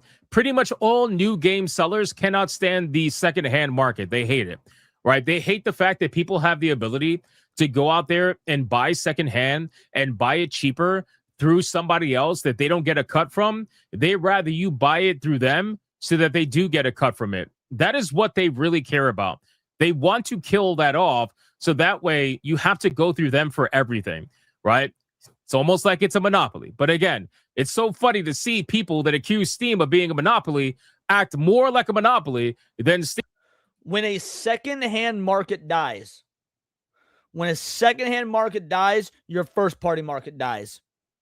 If people cannot buy and trade and do things with objects they own on a secondary market, whether it be Magic the Gathering cards, whether it be buying and trading goods and services like Craigslist, Facebook Marketplace, when you can't do that, your first-party market dies because there's no longer incentive amongst the people to just openly engage in free trade with one another.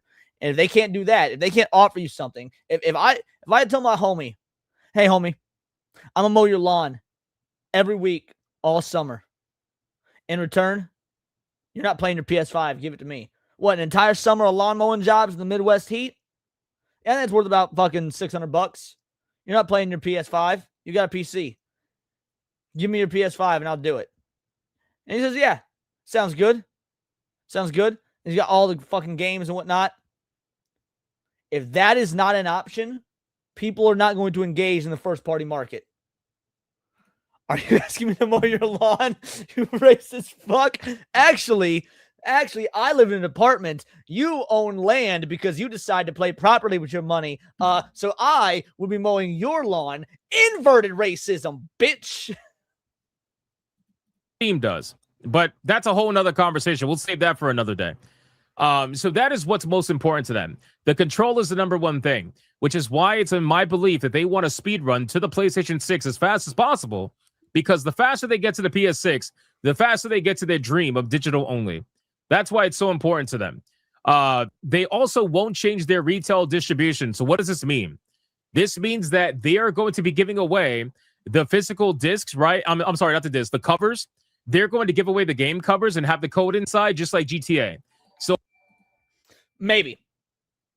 When he says they're not going to change their retail distribution, yes, that is technically correct, but it's not because of PlayStation, like, oh, we want to give the collectors a sense. No, I'm not saying Hypno's saying this, by the way. Just speaking out in general.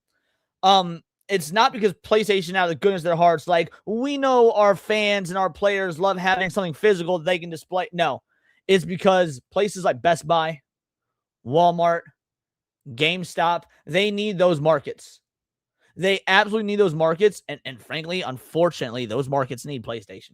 And I hate that part being true, but it is. Those markets need PlayStation. Now, to be fair, Walmart doesn't. Walmart's fine with Walmart. Best Buy, they're dying.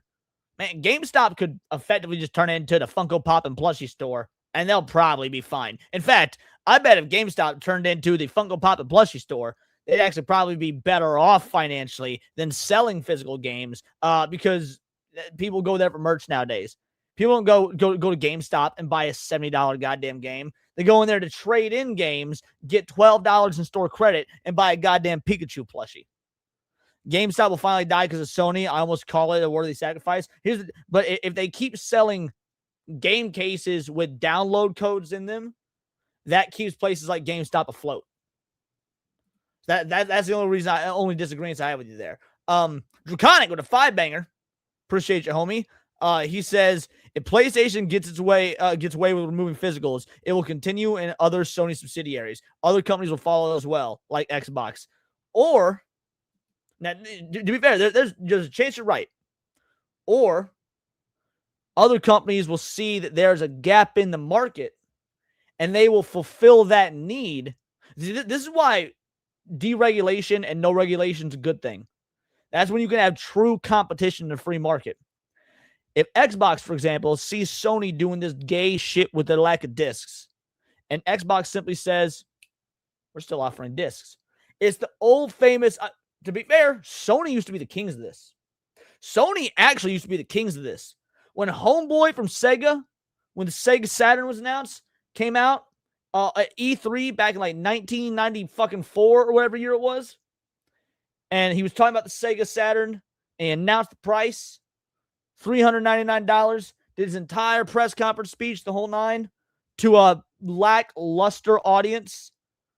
1994 CEO of PlayStation walks up on stage and forgoes his entire speech. He forgoes his entire speech and just says the words $299 and walks off like a G. Like a fucking G.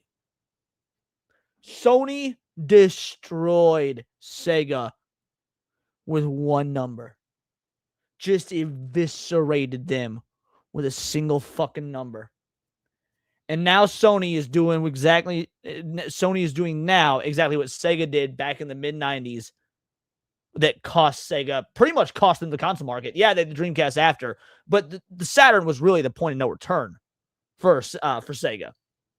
So the entire point I'm trying to make, back to your super chat there, Draconic, is that if you got other companies that want to come in and pull their own $299 moment on Sony, they could. Because that'd be actual real competition in the market. Either way, I appreciate it. Thank you so much for the 5-banger, homie. This is for you. Call it whatever, but if I made $1 for each time I made a racist joke, I would actually have $0. Cause I'm not joking. Based? Based? Hello? Apparently, all their games moving forward, they're going to be releasing it in stores with the actual box. But it's just going to be a code inside, and that's it. So you're literally just buying a box with a code. That's what they want to sell you. So they're not changing that. That's all it's ever going to be from 2028 onward. No disc, just a box with a code.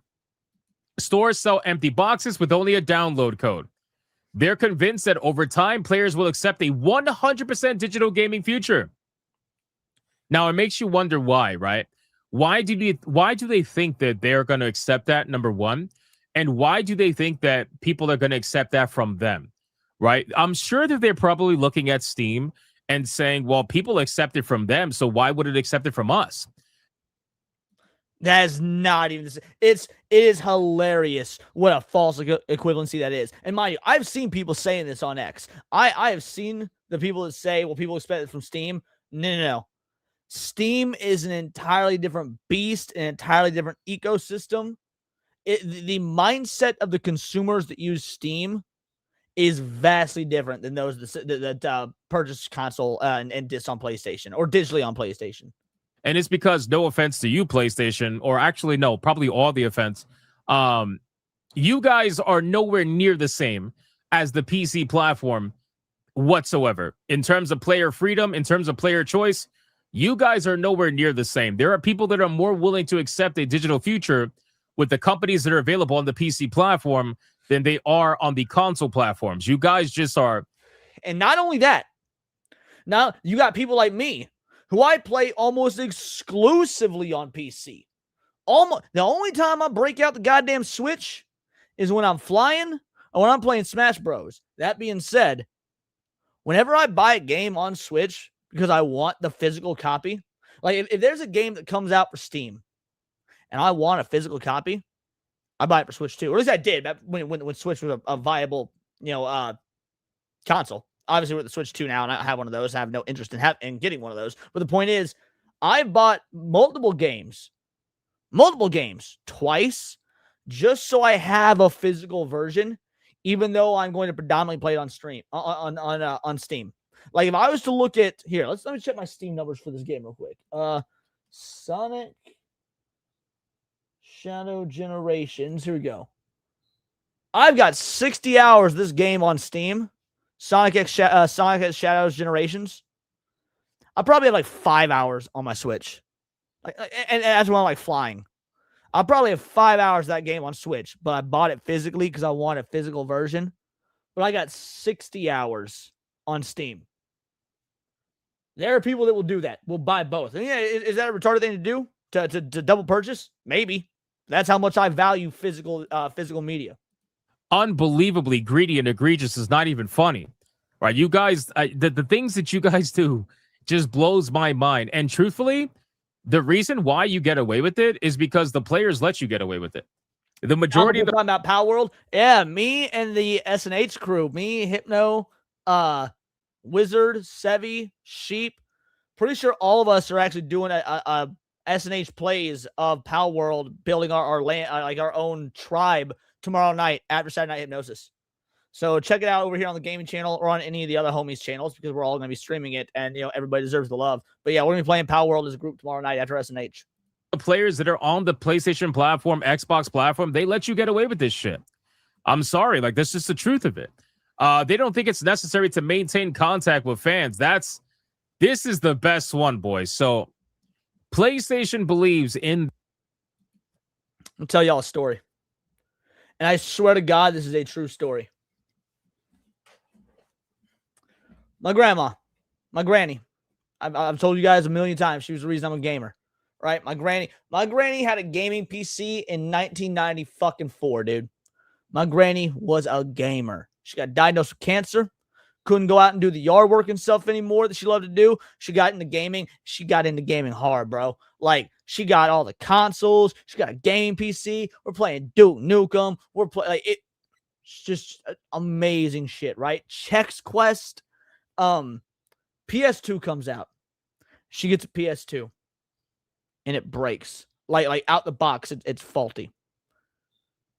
She calls Sony to try and get it repaired, even though it's under warranty, and they are refusing to acknowledge it.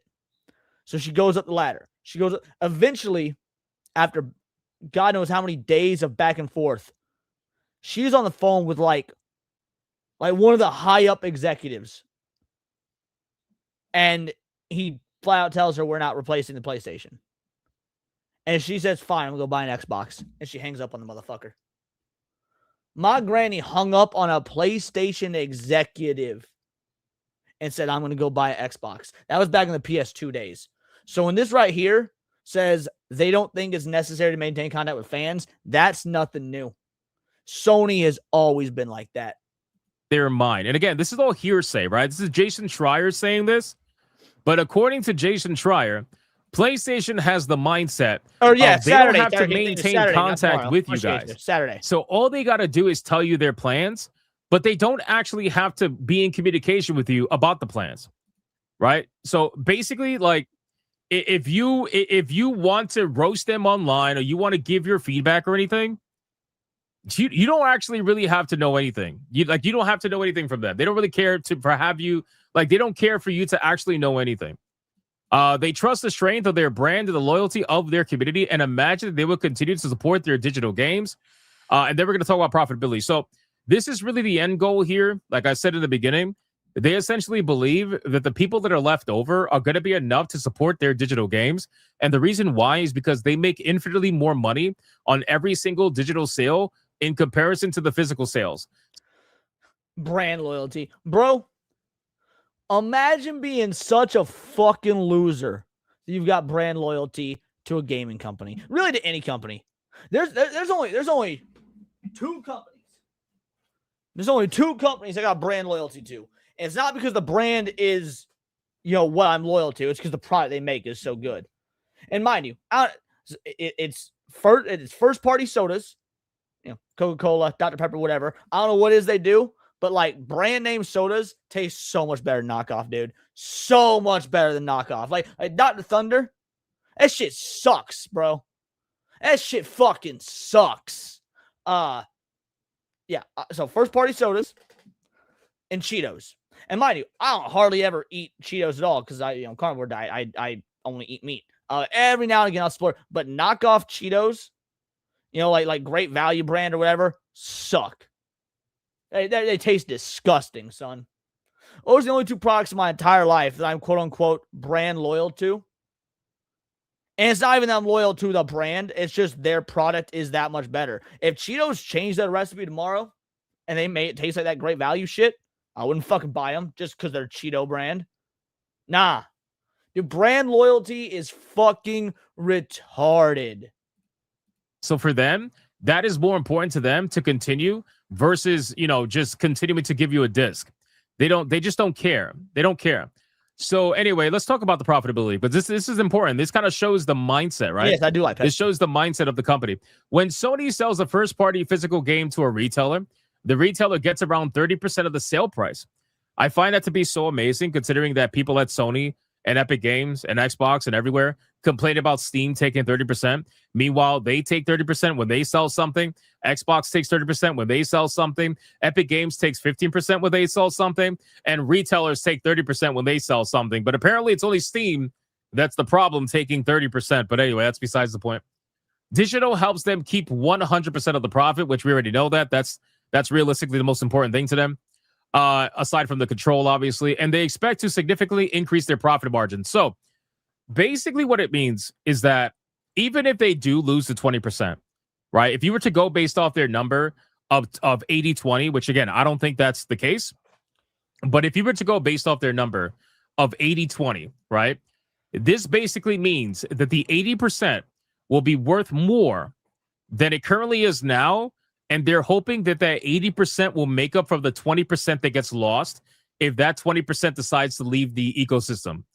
And they're basically and Sony's math is wrong there. Because the 20% that leave the ecosystem, that 80% isn't just going to magically start buying more games. Especially now with games getting more expensive, mind you. That 80%, they already had that 80% buying digitally. So that 80% piece of the pie is not going to start magically buying more games just because the 20% is gone. And especially not if games are starting to be $80 to $100 like GTA 6. Calling your bluff. I really think that's what's happening here. And this is what I also said before. PlayStation is calling your bluff. They're looking at you and they're saying, yeah, you're not going to really leave, little bitch. You're not going to leave. You're going to stay here, and you're going to accept the 100% digital gaming future for PlayStation, and you're not going to go anywhere. This is really what they're doing. There is no other way to look at it other than that. So this is what I said yesterday. It's really up to you as the player, whether you decide you want to stick around with PlayStation or you want to go into another ecosystem or whatever. I don't really care where you go, ultimately, as long as you're happy. But this is really where they're coming from. I care where you go. I care where you go. Because I'm thinking about clipping this and uploading it to my second channel, to my gaming channel, because I need to put some videos up there. And if you're watching this and you're a Sony pony, I do care where you go. If you are purchasing Sony, if you're a fan of PlayStation and you're okay with the digital future, I don't want you on this channel. Fuck you. Go away. You're useless. You are worth less to me than the revenue I get from your view. And I certainly, if you're a Sony pony, don't want you coming over to PC. We don't need you poisoning our ecosystem. You filth. They think that you are going to be okay with accepting a no physical feature for their platform, and they think that you're going to be okay with being locked into their ecosystem, paying to play online, being charged more money with variable pricing, all this stuff. And you know what? They're probably right. Most people will be okay with it. Most people will be okay until they realize that they're out of options, until they realize that all those other options that they were able to explore in order to get cheaper video games no longer exist anymore, right? So this is why I keep telling people that the lines between consoles and PCs are going to blur ridiculously. This line is going to be so blurry now that you're going to start watching and seeing people that never once even met. That stat is misleading. It's not digital versus physical. It's 20% of existing customers paying the most. Most of them will stay and pay more. And I think it remains to be seen that most of them will stay and pay more. Not because, and now mind you, not because they're so mad about physical going away that they will stop buying physical, or they'll stop buying altogether. I mean, There will be a subset of people that do that. There are people that are just going to straight up boycott Sony forever now, and never buy another fucking PlayStation product because of the change to physical. But that's actually not the main reason. The people that the real reason that number's going to drop is due to the consistent increase in pricing. Consistent increase in pricing. Eventually, people are going to be priced out of it. When the PS6 launches at a thou wow, which it will, there's going to be a myriad of people that no matter how much they love Sony, how much they love PlayStation, are not buying that fucking product. This will hurt Sony in the long run. It's just a matter of how much. Mention PC, they probably don't know a lick of PC anything. They're going to start mentioning the idea of potentially going to PC. Because at this point, the line is so blurred that your choice is you can either go open digital or you could go closed in digital. That's really your choice as a player. You have to make that choice. Now, there's another thing, too, that kind of is incorporated in all this, and it's the fact that apparently all the executives, well, not all of them, but a lot of them, especially the CEO and president, have actually been selling their shares. This is why, if you notice, their stock is actually down, but they're hoping that the stock is going to go up, right? So they're expecting the stock to go down because of the backlash. So it's smart for them to sell while it's high, and then it's starting to go down more and more and more. And then eventually, once it goes down to the point of its lowest point, they're going to buy it up when it's cheap, and then they're going to hope that the stock goes back up again. You know, it's honestly, it's ridiculous, but this is how they stay rich. Sony president and CEO Hiroki Totoki sold over half of his company stock, a move that closely followed a highly controversial announcement regarding PlayStation's future. On July 3rd, Totoki sold 225,000 shares, representing 56.5% of his holdings, for approximately $4.73 million. This occurred merely days after PlayStation faced massive public backlash for announcing that all new games would be digital only starting in 2028. And Sony is yet to acknowledge any of the backlash and has returned to posting after 6 days of silence as if nothing happened. Speaking of, good purchase, Dominical. Speaking of, by the way, you want to talk about they've returned to posting. Have you looked at their page? Guys, oh, we talked about this yesterday, bro. We talked about this yesterday. Talk about felted. Dude, every single post they have made since they returned to posting has been some of the most brutal fucking ratios I've seen on X history. Like, PlayStation's getting ratioed the way people that argue with J.K. Rowling are getting ratioed. It's like, you've seen J.K. just come in and eviscerate some motherfuckers. PlayStation is on the opposite end of a J.K. Rowling dicking. Even their post about Grand Theft Auto from June got community noted. There will never be a physical version of this game. As per Rockstar, physical media is important to preserve games. Rockstar, along with Sony, are trying to eliminate physical media. You don't own digital games. You're granted a license to use the game. Their recent post here with Elder Scrolls Online, not even a PlayStation IP, boys. Purchase warning. Sony's sudden pivot to digital without informing partners, its poor digital ecosystem and pivotal markets, desperation to erase retail and resale, and executives selling all stock suggests massive corporate instability. This content may not last long. Bro, yeah, listen, at this point, again, I've said so many times, I don't pirate video games. That's never been something that I personally do. But I got to be honest with you, boys. The people out there that say if buying isn't owning, then piracy isn't stealing, they are being extremely vindicated right now. They are. They're being extremely vindicated right now. I know a lot of you guys in the chat, you say that often, and I get the comments all the time on my videos, literally all the time. Bro, the pirates are here. And I know, like, the ironic thing is that the amount of search, right, that is happening for how to pirate video games is through the roof. Like, we covered that the other day in Google. And there's one problem with that. There's one problem with that. It's going to take them to pirate software. When you get on Google and you type in, how to pirate video games, it's going to take you to fucking Thor videos. Pirate software. He about to get so many new fucking views by accident. Google Trends, there has been at least an over 20% increase in how to pirate video games. which is crazy. That's a huge increase. That's bigger than I don't even know how long. It's insane. But the pirates are coming, you know, and the ironic thing is that they're turning people that would have never been pirates into potentially pirates, which makes it even funnier, really, at the end of the day. So that's a community note on their most recent one with Elder Scrolls. And then they got this one about Apex Legend and Cyberpunk, which, by the way, they've been deleting. Like I said before, they have been deleting community notes. They've been trying desperately to delete community notes, and they've been successful somewhat with some of their posts. As you can see here, this one doesn't have a community note, although I'm sure it's going to, probably within a couple of hours. This one has a community note. Action RPG Mortal Shell arrives on PS5, right? They can't even promote a video game, bro. Purchase warning. Sony's sudden pivot to digital without informing partners. Its poor digital ecosystem, basically the same thing. The same exact note. Over on Doom. Doom had a community note, and then it got deleted. So that one's gone. Then you got this one. What's life like for a half vampire and Rebel Wolves narrative sandbox? New details about Blood of the Dawnwalker. That also had one, and it's gone. PlayStation Plus monthly games for July. Digital purchases or licenses, not ownership. Sony can revoke access. Bro, these notes are not even like necessarily have to do with what's being posted. They don't care. They don't care, bro. You're not going to be able to post a single thing without people knowing. And like I said, at the very least, do I expect the majority of people to walk away? No. Like realistically, I don't expect that because history tells me not to expect that. I would love for that to be the case. Obviously, to see a corporation that is so egotistical, that is so narcissistic, get their due. But is that probably going to happen? Most likely not. But at the very least, what this is going to do is that their posts, they get millions of views, by the way. They use this as advertisement.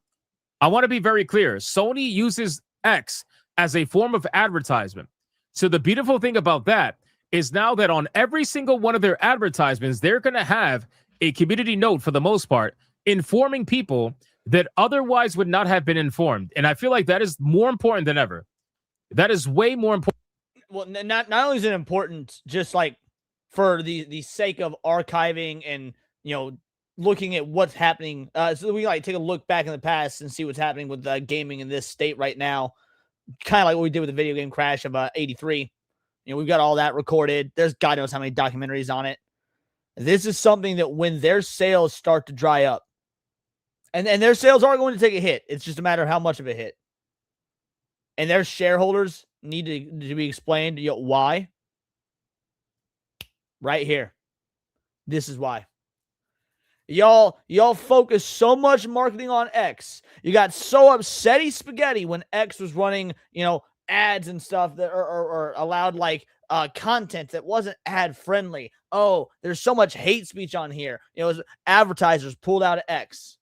Now Sony's advertising on X, and they are getting destroyed by their own potential customer base after they tried to force changes and alterations and censorship to the platform because it wasn't advertiser friendly. And now look what's happening with your own ads. More than anything, the more people they get informed, the more likely somebody's going to potentially stand up for themselves, or at the very least think about, you know, their other options, you know? So I think that's good. I think it's good to essentially lock down one form of their marketing and to keep control over it by consistently community noting it and letting people know what's going on, right? And then obviously the famous response with the fight stick, that got community noted and it's gone. Remember, yes, we did a video the other day and the community note was on there. Now it's gone, right? So they're constantly trying to remove those community notes. Sony has neither the customer support or account security support in all digital ecosystems. That's a great call. That was their main post. It is now up to 171 million views. It's disgusting. It's insane. So that's one aspect of it. And also, too, guys, apparently, this is the last part of this like little segment. Apparently, the news is running around right now that Sony caught these people off guard. Sony caught their publishers off guard. Sony definitely, I would bet money on it, caught their retailers off guard, like GameStop and whatnot. I guarantee you they didn't say a single thing of. And that's why I think the whole like when that previous post said that the retail plans haven't changed, I think that's a walkback. I do. I think they initially didn't even plan for that. Like, why would you cut production of the physical discs if you still have to make cases and stuff? You're really not saving a whole lot of money. Those discs cost, pennies on the dollar to make in the grand scheme of things. So if you stop making those, but you're continuing to make like the cases and everything, and just put a download code in them, that's a really weird business model because you're still spending money to make the cases. I think this is a walk back because of the retailers. Their plans, and they also caught their business partners off guard too with their decision to stop making physical games. They decided to hide this from so many people outside of just like the customers.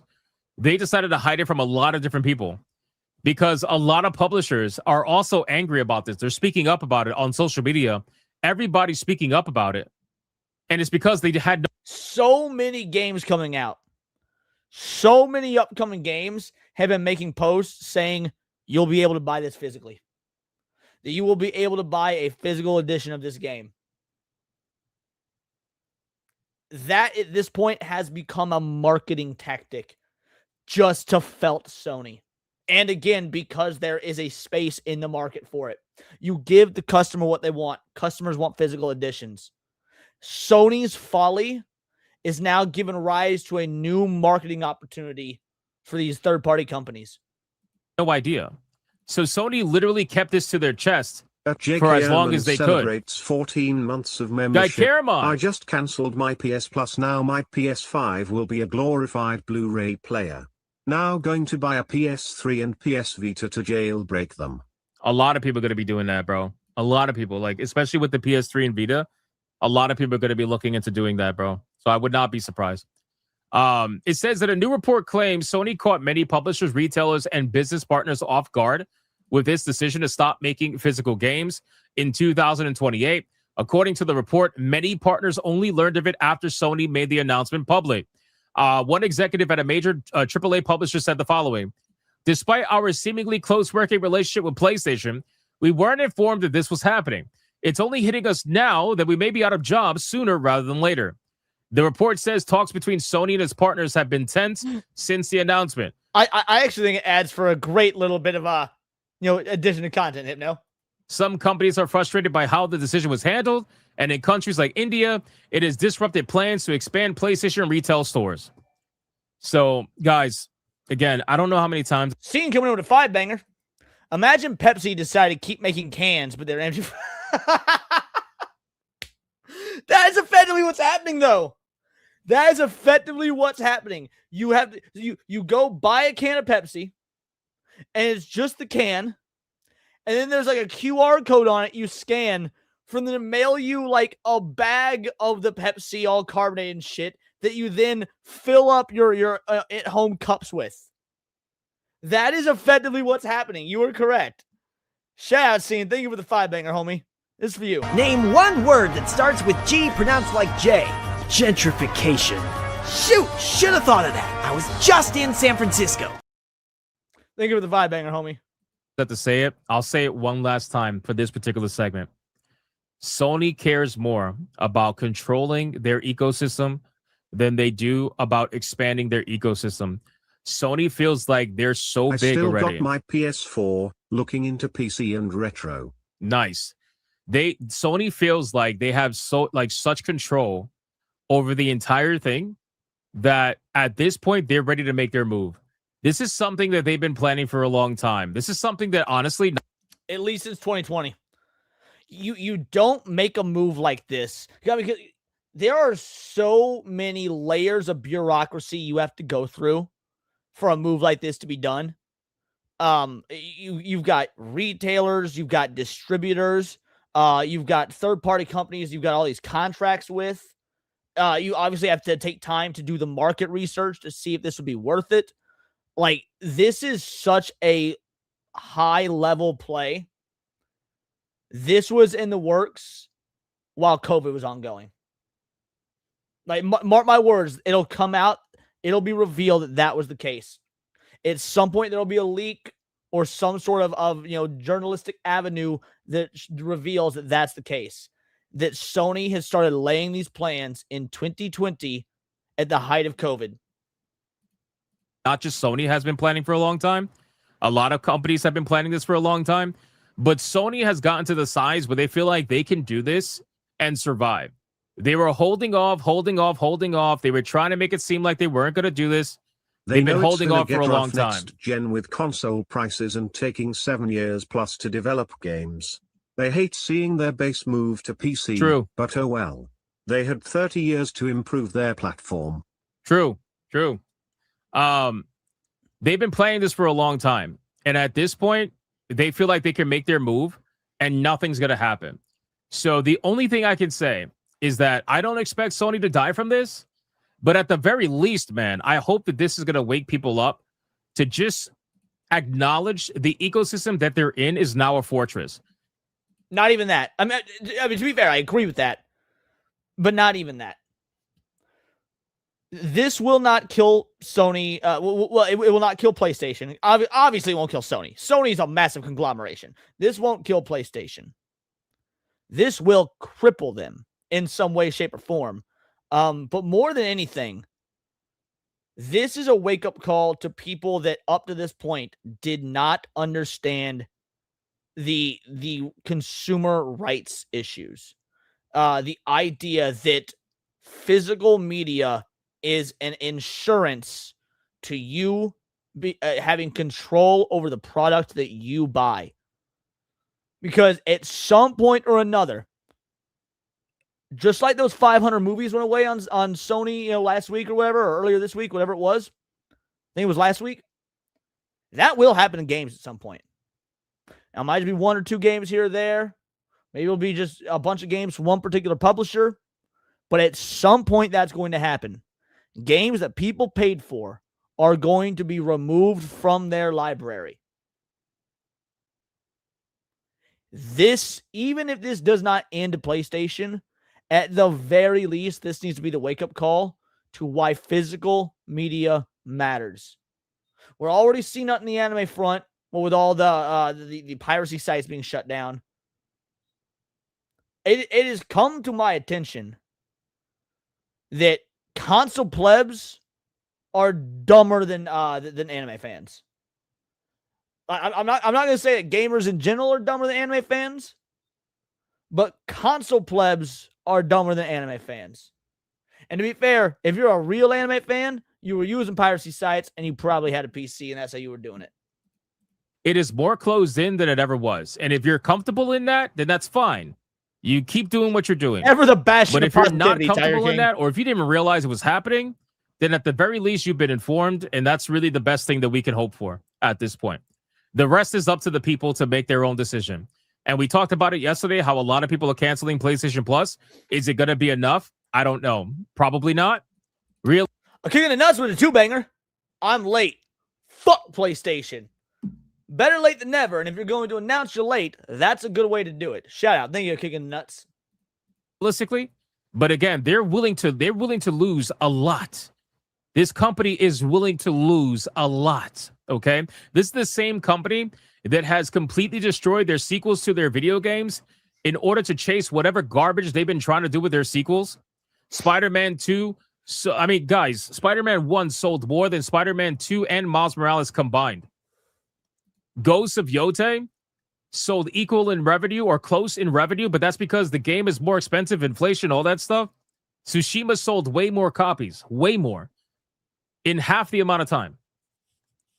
What they're doing, I mean, I don't even want to talk about God of War Laffy Taffy. What they're doing with their video games, that should give you every inclination that Sony doesn't care about losing people. They don't care. They feel like they are big enough that they're going to be perfectly fine. And considering that we saw Microsoft subsidized their entire gaming division with almost one video game, with Minecraft, imagine what Sony's doing with their live service video games. Some of them that make money, or some of their third-party live service video games. Because keep in mind, those third-party live service video games, Sony takes 30% from it, so they get a lot of money from it. I've been several generations behind on consoles anyways. Now I'm just even more convinced to invest in PC when I am able to, and to collect retro. Retro is going to be very expensive now. Very expensive. Thank you for the 5. Well, retro is already very expensive. Like, as a retro collector myself, it has become, it is still fun. I still love collecting retro. But at this point, it is not the idea of at least it is not only the idea of owning the games. Part of the fun is the hunt. I mean, I don't get on fucking eBay or Amazon or whatever and just order retro games. That's fucking boring. I like going to my local game store, not not a GameStop, but like a mom and pop shop owned by an actual fucking gamer, or going to garage sales, shit like that, and finding these gems. And if they're reasonably priced, purchasing them that way, because the hunt is part of the fun. But that being said, because retro games are because that market's expanding, more and more people are waking up to what they have, and you're not finding these games at like a steal of a price anymore. Now that people just whip out their phone and like go to eBay and see what something's worth, they kind of wised up and started pricing their shit. I don't know if fairly is the right word, but at the going market price, and it's making retro gaming, retro hardware hunting, a lot more difficult. I appreciate it. So they're willing to lose it all. They don't care. They don't care if you dislike it. They don't care if it makes you mad. They're willing to lose as much as possible in order to regrow within that closed-in ecosystem. Even if they lost half, let's say they lost 50% of their player base, they're going to regrow within that other 50% that they still have. And that 50% that they still have is going to be worth at least like 30% more on average. So it doesn't even feel like 50%. And then they're going to hope that they can get new players to join in that ecosystem. So again, guys, this is why competition is important. This is why there are options out there. Whether you decide you want to go to Xbox, Nintendo, or PC doesn't matter to me. All I'm saying is the decision has been made. The move has been made. The plans are set in motion. And now you just got to decide to yourself, what's more important. There is plenty of retro companies out there. Evercade, Mod Retro. There's a bunch of companies out there that offer physical content that you can actually partake in and enjoy. You won't even feel the loss of PlayStation. And I feel like there are people out there that look at PlayStation and like, that's all there is. You guys have no idea. You have no idea what's available to you. So that's basically it, boys. It's crazy to see all this go down. But again, nothing too shocking. And honestly, at this point, again, people just have to make their move. Whatever that move is, just make sure it's the best move for you. Unless you're a Sony pony. If you're a Sony pony, move off of gaming in general. Maybe go to Xbox. I don't know. But stay the fuck away from PC. That's my point. If you're a Sony pony, stay the fuck away from PC. I don't want you. I don't like you. You are disgusting. You are scum between Kata's toes. That being said, great video from Hypno. There's the link. Make sure to give it a like. For whatever amount of you, for whatever reason, watch me and not Hypno, or don't realize that we stream together or anything like that. Make sure you give my boy his props. That was a dope video. We got so much more, homie.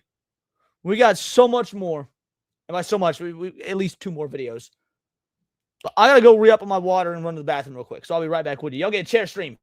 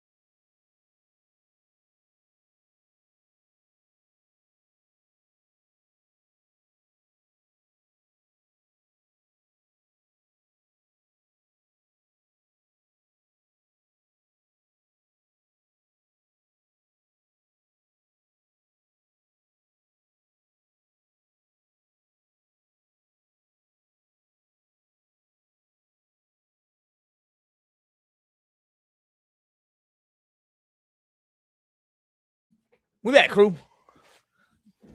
Oh man, what did the chair say? It wasn't PG-13. I agree, Leon. Children burn too. Retros for the most part expensive due to speculation. Yeah, that's true as well. That's true as well. Let's see. What I miss? Leon looks sober. Spice break. I will be going to grab vodka after the stream is over. That way I can have some, because we're doing that. Oh yeah, by the way, watch party tonight in the Discord. Watch party tonight in the Discord. If you guys are members, and if you're not a member, become a fucking member. We're gonna be watching My Cousin Vinny. I've never seen it. Never seen it. Let's see. PC's beast for 3D printing. Nice. He left us with a sign. Don't you even don't you even be putting that on me. He needs something for these intermissions. They're so quick, it's a waste. I've got some of the intermissions, but they're so quick, it's a waste. Alrighty. So I saw this video on my recommended feed. This has nothing to do with politics. It has nothing to do with gaming. I literally just wanted to watch this video. I tested the 20 steaks for $40 scam.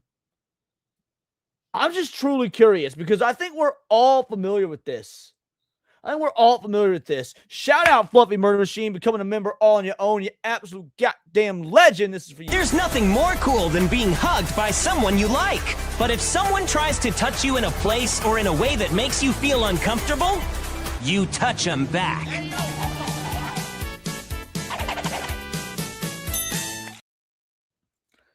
Appreciate it, homie. Thank you. Become a member on your own. You absolute legend. Alrighty. The 20 steaks for $40 scam. Every year I see trucks parked outside of hardware stores claiming that they got 20 steaks for $40. So today we're going to find out if this is the greatest American deal anyone could ever embark upon, or maybe the biggest scam in meat history. There's just no way it's good, right? You ready for this? I'm pleasantly surprised. I feel like I just bit the head off of a Northern. This is thinner than like a McDonald's burger. Well, Miles, actually, I do have a couple good reviews about these for you. Okay, let me see. All right, let's see where this research is from. Something really scientific called Reddit. First review says it's legit. Good if you like steak and eggs a lot. Eat it almost every day. You eat steak and eggs every day? That's some fancy. That's based as fuck. What does this guy say? $2 a pound beef, buy it. Turn it into stew, grind it, and do 100 things with it. Sounds like anything but eat it like a normal steak. These are the reviews you found? I was expecting like this is the worst steak I've ever had. Scroll down a little further. Oh, here we go. Bad review. Sliced so thin they only have one side. Do not buy. These are scams and the meat you get is super low quality. Okay, that sounds like something I would write after hearing 20 steaks for $40. But there are people who are giving this a thumbs up. What's funny is I actually know someone who bought this and it was my own father. It completely adds up because he's one of the cheapest guys I know. But in the meantime, I am going to call the actual cheapest guy I know. Miles. Hi, Charlie. How are you? Good. How are you doing? God, I'm just shooting a video right now, and I wanted to get your input on something. I am about to go buy 20 steaks for $40. Those are going to taste like shit, Miles. I don't even know who this Charlie guy is. I've never seen this video, but I can tell even Charlie's like, don't do it, bro. I'm a cheap bastard, but don't do it. 20 steaks for $40? Yeah. Are you dry-fucking me, really? No, I'm not. I'm not 20 steaks for $40. Does it change your mind if you know that they're ribeye steaks? I think that makes it worse somehow. But I've learned my lesson buying meat, Miles. You ever wake up at 2 a.m. after eating a questionable piece of meat and you're sweating tits? Okay, to be fair, who hasn't been there? You're not an American if you've not been there. If you ain't got the meat sweats. Everybody got the meat sweats at one point in their lives. And melatonin won't do the trick. You gotta take like 3 Tylenol PM just to get some Z's. You ever have that, Miles? Let me save you some time. I'm older than you. I got wisdom. If you do end up going through this and you get some and you cook it and it's pretty good, can you just let me know? Oh, because you want to get some? Yeah, just tell me the hardware store. That's all I need. All right, Chuck. Thanks, buddy. You bet. Send it over to me, man. Good stuff. Let's go get some meat. Okay, it's been a couple days since we got our steaks, and I'm gonna show them to you. But first, we got to talk about my experience buying these things because it was actually quite unique. This is crazy. Oh, I'm witnessing the upsell right now. That was intense. The first thing I couldn't believe is I came around the corner for the truck, and there's like 20 people standing in line. Look how many people are here. Started talking to a nice guy. He actually was like kind of a guy I wanted to just like drink beer with afterwards. But specifically, this one guy had the same concerns that I had of like, what am I getting myself into? Here's a little blip from me talking to him because I was mic'd up, but we couldn't get real good video. How many ounces of the ribeyes? Well, they are called a little thinner than our family packs. Like, okay, cool, a little thinner. What does that mean? Like, give me an average. Yeah. Like, what are we looking at? I'm not asking you to give me exacts. Well, Do you guys have these where you live? Because I do. I don't know if this is like a Midwest thing specifically. I've never tried this. I've never like bought from the truckload meat sale. But we have these out in front of the mall during the summer. Just trucks that sell these like 20 steaks for $40. This is a real thing. Like it can't just be me that has this in my area, right? they're all hand cut. I got an answer. Well, they're all hand cut, so there's not exact. Like, okay, cool. They're not exact. What's the average? You guys know the average. And they don't even get me started about Green Polo guy. Green Polo is crowd control, and he makes sure that no one hears the spiel, sees the steaks, or sees the prices before you get up to the counter. They had a speaker pointed at, you probably could hear it in the audio, they had a speaker pointed at the people waiting in line so you couldn't hear what the guy was saying. You couldn't get close enough to see the prices. Yeah, I feel like fish makes more sense than steak. You say we had this with fish where I am. I feel like fish makes more sense to do this with than steak because fish is usually cheaper. They had tarps around so you couldn't see. I saw some guy go up just to like, he walked up and was looking at what was going on. The green shirt guy booked it over there and shoot him away. At first I thought the banners were there to like advertise this deal. And then I quickly realized that those banners are there to actually like keep everyone from seeing what's going on. One guy doing the spiel and one guy meat bouncing. So yeah, after talking about whether it's a scam in line with people, it was my time to shine and I was ready to hear the pitch. Nice to meet you. I'm interested in the 26 for $40. Yeah, that's gonna be these guys right here. For $2 a pop, cheaper than a Slim Jim. Now I do have this big steak pack here. It's going on a huge discount on the radio stations here. Get some extra off and you get some free stuff. Now it's a massive special here. Everybody likes free stuff. So you do too. I got two separate chicken packs. You got a whole chicken pack that's got chicken breasts, chicken thighs, chicken wings, and chicken drumsticks. Toss it in another pack on top, absolutely free. It's a buy one get two for free special for the radio station guys here. Yeah. Bro, ain't no such thing as a buy one get two free special. And if there is, whatever you're buying is not. Yo, this is what RFK Jr. Fucking warned us about, guys. This is shit that RFK Jr. is like, we're gonna shut it the fuck down.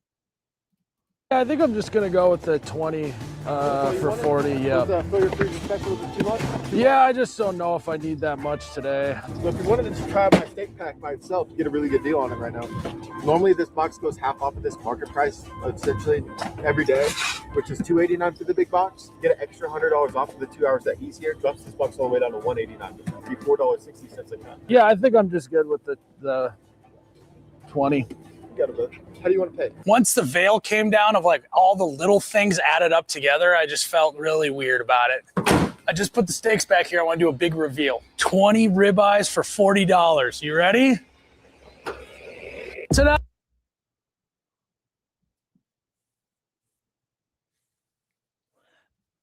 Guys, I want to let you know. I actually made a ribeye last night. I made a ribeye for dinner last night. 2 ribeyes. Shit cost me like $30.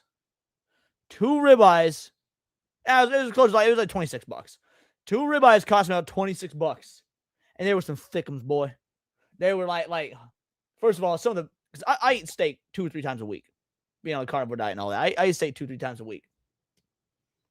Until these ribeyes were like, that's nice. That's nice. And they were like, oh, I'd say about, if you were gonna like hold it up like this, say about yay big, right? So like yay tall, like that thick. Some fucking good ribeye, bro. Some fucking good ribeye. This is a goddamn joke. It looks like maybe 4 of the ribeyes I bought would fit in this. Maybe. I mean. There's 20 steaks in here. Probably fit a laptop in here. You ready for this? Look at these bad boys. Obviously. Yo, no. Is that even actually ribeye? That doesn't. Maybe I'm tripping. This doesn't actually. Obviously, it's got to be because they get in trouble with false advertising. They vacuum seal that shit. Why? I is it thought so them small? out, but look at this. Oh. Hey, you know what they say about this deal? They make your hands look bigger. That's true. Look how big my hands look on this ribeye.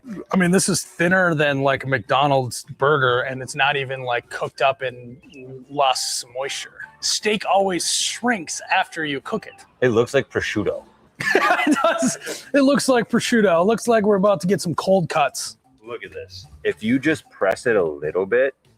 Not gonna lie, I'm ashamed to admit this, but I got sold a bunch of meat from a door-to-door Omaha steak sales guy. Like 10 of those boxes for $300. I thought it was a good deal. Ronan, no! Ronan, no, bro! I hope it was a long time ago, son. Oh, bro. There's the fucking packages. Oh my god. They're gonna fall apart. Let's go cook them up. Let's see if we can find a way to cook these to where they're edible. All right, so it wouldn't be a true taste test if we didn't have something to compare it to. So I went to the store and I got myself. See, that's a real ribeye. Bro, that's a real ribeye. Look at the comparison to these two. This is disgusting, son. A real ribeye. Not that this isn't real ribeye. We don't know yet, but I got a real ribeye. And this bad boy is almost 1.5 pounds. 1.44 pounds, $47. This one steak costs more than all 20 that we got from the meat truck. So any good meat shop is going to tell you how many pounds, what the total price is, and what the price per pound is. And this one is $33 a pound. This one on the packaging here doesn't show anything. It just has this weird number 142.26N, whatever that means. But if you go to the actual box, it does tell you that they're each 3.5 ounces and that there's 4.375 pounds total here, 70 ounces. Doesn't tell me what. Yeah, 47 seems a bit much. Like, he said that shit was 37 a pound. Like, so 16 ounces a pound. The ones I bought were 8 ounces, and they were about 14 a piece, give or take. One was a little bit smaller, so it was like 13. So I say it came out to like 26-ish. But even so let's say it's 13 a pound, or 13 for 8 ounces. So we're looking at 26 a pound. 37 or 33 a pound seems. I don't know where he lives, but that seems insane because, like I said, where I live right now, ribeye is it's about 26 a pound, give or take. What the price per pound is. We're going to figure that out ourselves here. It's already falling apart. All right. 2.7 ounces. Oh, God. Do we want to, there's going to be some that are bigger, some are smaller. Should we round up to 3? We'll be generous and I'll give each one 3 ounces. 3.75 pounds, which this says 4.375 pounds. I mean, I'm guessing that they're probably calculating in the packaging as well. $10.66 a pound. Thought that would be lower per pound. But you never know. They still could taste good enough for what it's for. And that's what we're going to find out. We need a control here. We're going to cook this bad boy up. Then we'll cook the other smaller steaks and see what it's like. You know what we should do? We should call a steak expert and see what he thinks of these bad boys. Who do you got in mind? Oh, just a nice old chef. Just a chef I know. What's going on, dude? I appreciate you doing this with us. First of all, I want to prime your brain here. I just cooked. Yo, why is it like Markiplier if Markiplier lived in like Kentucky? This is like backwoods Kentucky hillbilly Markiplier. Cooked a $47 pound and a half ribeye. That's how steak is supposed to look. That's normal steak, yep. This is all 20 steaks at once here, okay? You ready? Oh my Lord, dude. This is all 20 steaks. They're mangled. Yeah, this was just us taking them out of the packaging. Oh Yeah. my god. Dude, I've heard some crazy horror stories about these places using like meat glue. It's like a chemical that like binds together, and they're using different cuts of meat. Say I buy whole loins at Costco, $12 a pound from New York Strip. Yeah, New York Strip is actually the steak I buy the most. I love New York Strip. It is. I know it's only like kind of a mid-tier cut, but I really like New York Strip, and it is. I think we pay, but yeah, I think it's about $12 a pound. What I do is no, it must be $1 per ounce because it's about $12 for 12 ounces, which is a little bit less than a pound. And then like faking it with meat glue that they're actually ribeyes. But those look like real ribeyes to me. Okay, good.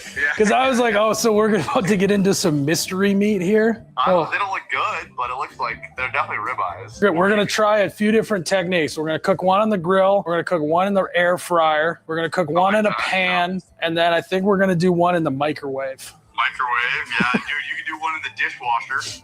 That actually works. Put it in a bag. I've never done this. I want to preface. I've never done this, but he's right. I've watched like how-to videos to do it. You can make steak in the dishwasher. I do not have the balls to try and make a dishwasher steak because I spend too much money on my steaks. But you can make dishwasher steak. It is a real thing. Bag and then run it with your dishes, and it should cook. Okay. All right, Tyler, start doing the dishes so we can cook this steak. It's kind of one of those things that you gotta have a buddy eat it first, you know, and wait like 2 hours before you start getting into it. Well, the lucky part is I'm that buddy today, so I get to try it first. Yeah. Get the dude wipes ready.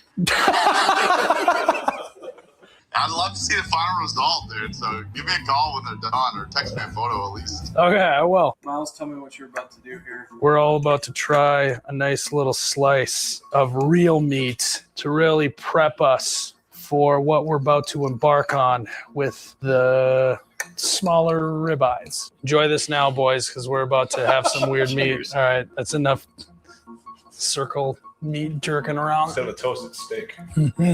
That's a $47 steak. That is so good. That is so good. I really don't want to eat the little. This is the worst decision we've ever made on this channel ever by eating this first. We could just end the video now. Yeah. Just kidding. It's enough messing around. Here's the dealio, Divina. I don't like flank steak. And it's not even the taste. Because you're right, Chinese style, beef and broccoli, you can use it like that. I don't like the texture of flank steak. Because there's no way to do a flank steak and have the texture be like crisp on the outside and still be red on the inside because I like my shit bloody. Because they're so thin. Let's cook these little itty bitty tiny baby ribeyes. See if they're good or not. How are you cooking yours? Air fryer. Air fryer? Pan. And the dishwasher? I can do the dishwasher. It's gonna take a minute. I'll do the grill and the microwave.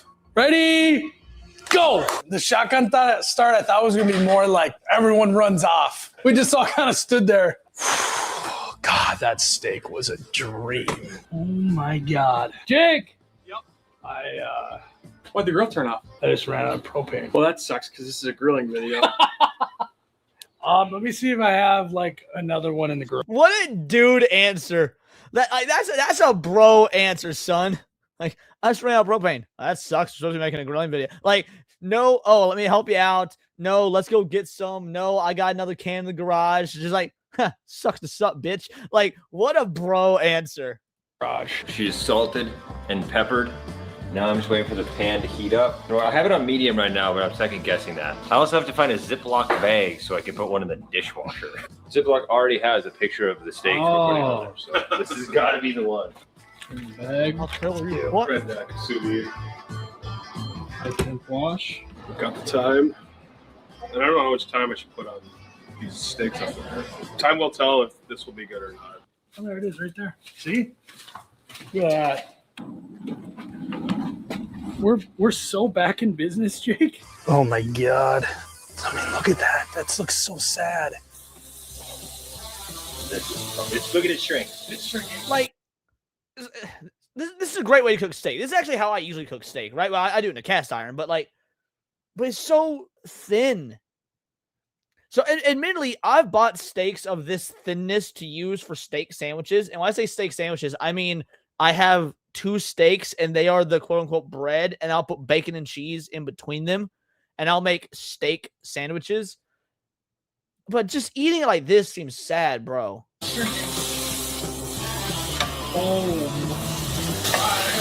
There's no crisp factor, dude. I think I got it. All right. That looks good to me. Okay.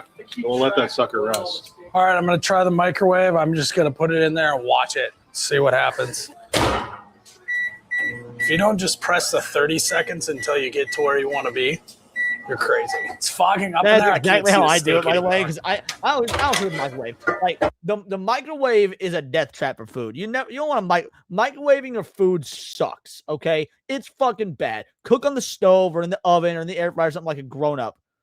But when I do use the microwave, I just unless it's popcorn, I hit the popcorn button. Other than that, yeah, I just hit the 30-second button over and over. Oh my god! Oh my god, it's like done. 1 minute. It's cooked all the way through. It was in there exactly 1 minute. I don't know. Shit, we forgot about the one on the grill.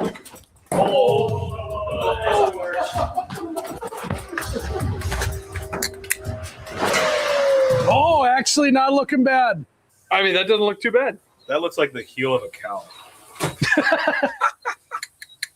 I'm pleasantly surprised, to be completely honest. I think they're turning out better than I thought they were. Now that they're cooked, they do look like real meat. Okay, they do look like real meat. I will say that. I don't think that this is a scam in the sense that they're not giving us real meat. We still got to try them, Tyler. All right, we cooked all the steaks with different methods. We got the grilling, we got air fryer, we have the microwave, and we have the pan sear. So we're now going to taste test that. No, there was no sear on that. Microwave, and we have the pan. There's no sear on your pan sear. This is what is this? The pan sear one looks the worst. Sear. So we're now going to taste test them. All right, what do you think, boys? Off the bat, the grill and the air fryer look pretty good. Air fryer looks good, actually. Yeah. That one looks the best to me. I mean, he also kind of cheated and put time on it. That's what you're supposed to do with meats. You're supposed to put time on it. The microwave one, do we even try that one? I don't. Yeah, we have to. Oh, we're gonna? Yeah, that's what I was thinking too. I wasn't thinking we should punt or anything like that. All right. Steak gets gray like that when the heat is too low and it's cooking too much liquid. But actually, that's another thing. You know, don't cook your steak in liquid, boys. Don't cook it. Cook your steak in butter. All right. Cook your steak exclusively in butter. Fucking heathen. Can we dive in? It's a little tough. She's done. She's done. There's a tiny little bit of pink in there. If you get, how far does that thing zoom in? It's medium. Well, I mean, there's some buoyancy there. There's some not buoyancy. There's some bounce. Okay, so, that's true. Here we go. Oh yeah, I'll that's another thing. Steak is the easiest meat to cook if you're a beginner because you always cook it on medium high to straight up just high heat. Like if you high heat, you get a good sear within like a minute and a half, 2 minutes. You flip it, minute and a half, 2 minutes. Then you take it off. You let it rest under some aluminum foil for like 5 minutes. Like if you want to do a New York strip is so easy. High heat is your friend. The first one, I guess. You know what they say? Leaders eat first. All right. Here we go.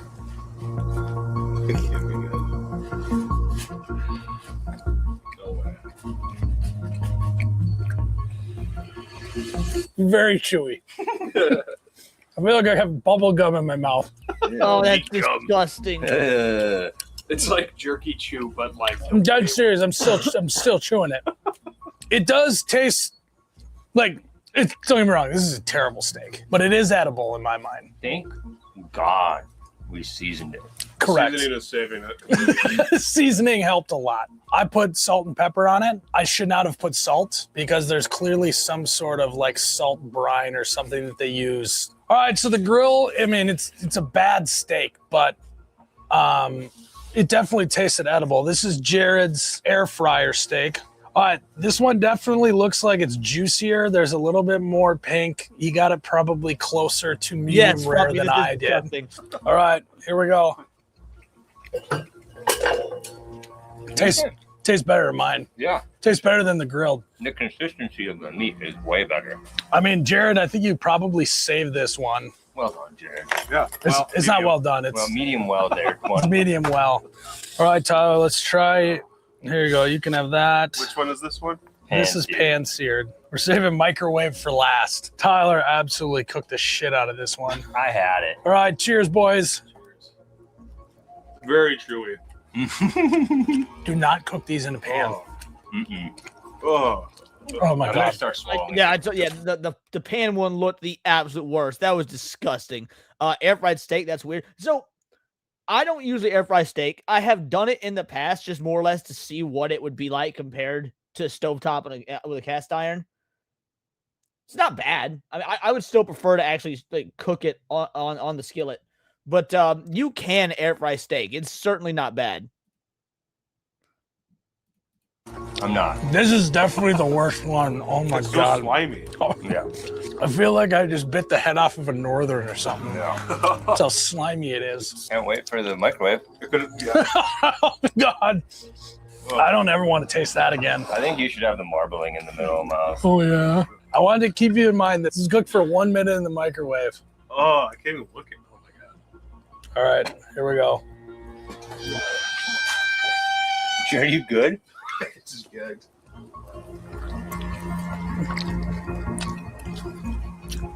Oh no. Oh no, Jared. Nope. See, I thought that one was actually better than the pan-seared. The pan-seared was like... That was terrible. I tasted like chewing on a piece of leather. I feel gross. And I'm not even playing that up for the camera. They're not good. They're not good. The air fryer wasn't... What if the dishwasher one is the best? Like, what are the odds? What if the dishwasher one is the best? Too bad, actually. Like, if you were gonna like cut it up and put it with something else, it might be all right. So at the end of the day, I wouldn't classify this as like a scam. I paid them $40 and they did give me steak back. It's meat. So I wouldn't consider it like a full-blown scam, but I definitely think they're just using that big banner to get you in the door to upsell the hell out of you. Not a full-blown scam, but it's definitely some like shady business practices in my mind. I would recommend to not go buy 20 steaks for $40 after doing it myself and eating them. It's the chewiest steak I've ever had in my life. All right, it is the next day, and I actually just forgot until right now that we have steak in the dishwasher. Oh what no! is it? Are you gonna eat day old dishwasher steak? Is bro really about to do day old dishwasher steak? Are you a fucking Ganado in Resident Evil 4? What are you doing? Oh God!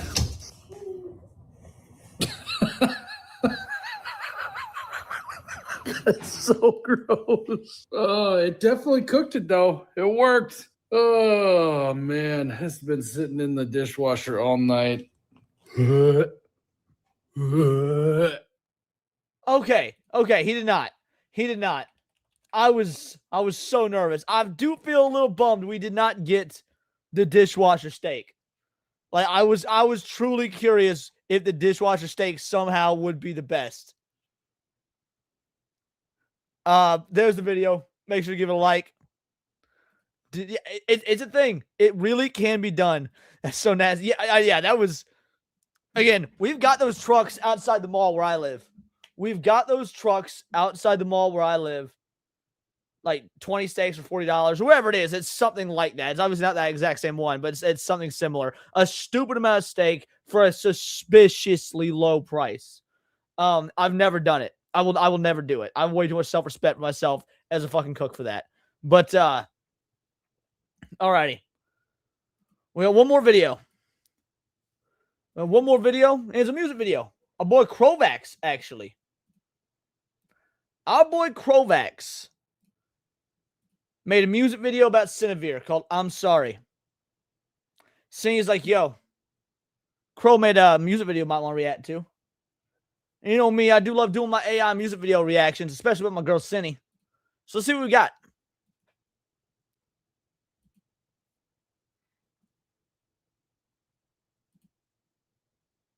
Okay, yeah, just make sure the audio's up.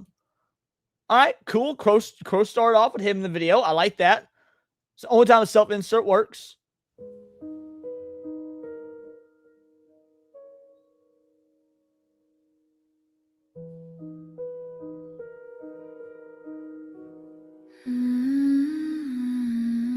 Was not expecting a slow song.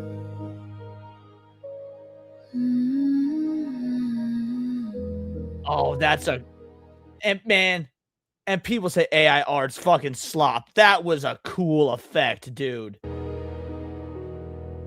Ink falls like snow in silence. Shape becomes a sight.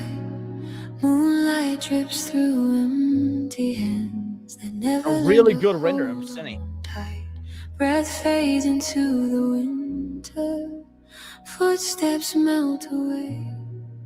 Every path we thought we chose was drifting anyway.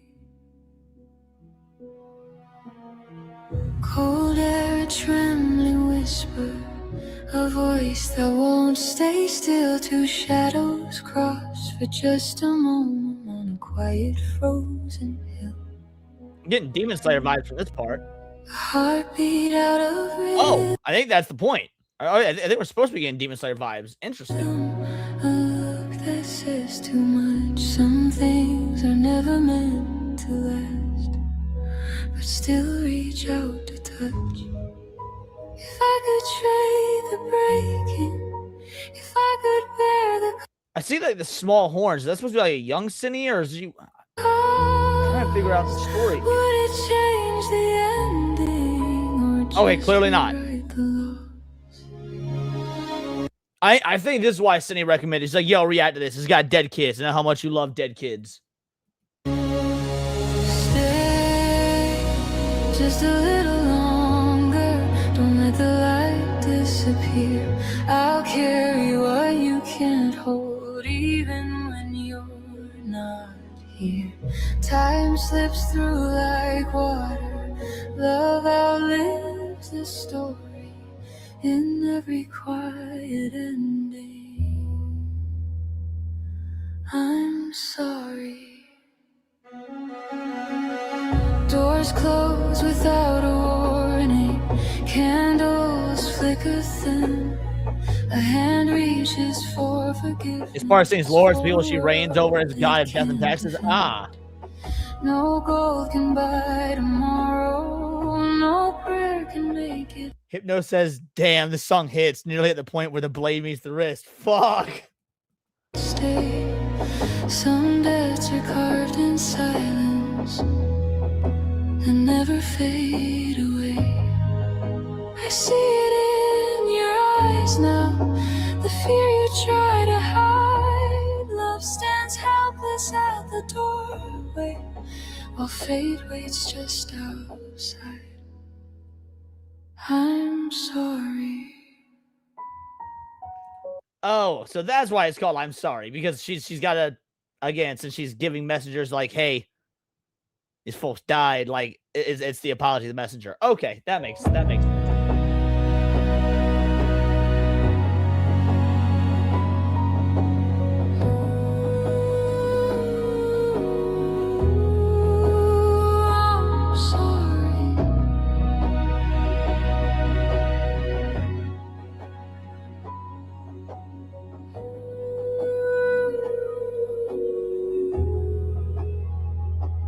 Hold on. There's so many dead children in this. Based as fuck. Don't let go yet, though I know you have to leave.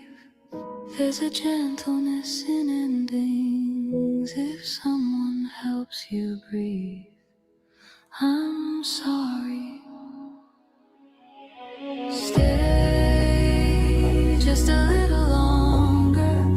let the light disappear. You're not alone in the dark now. I am already here. Time softens every sorrow, though it won't set us free. In every fragile goodbye, I'm sorry.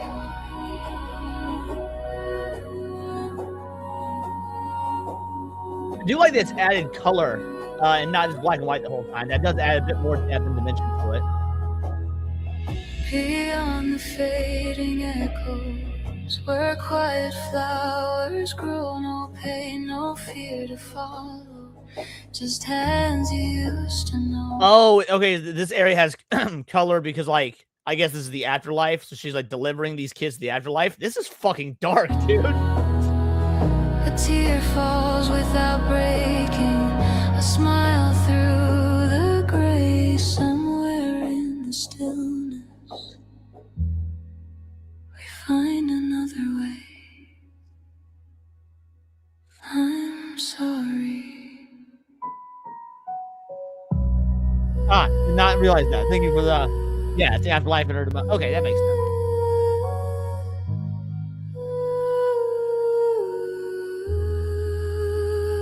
I'm sorry.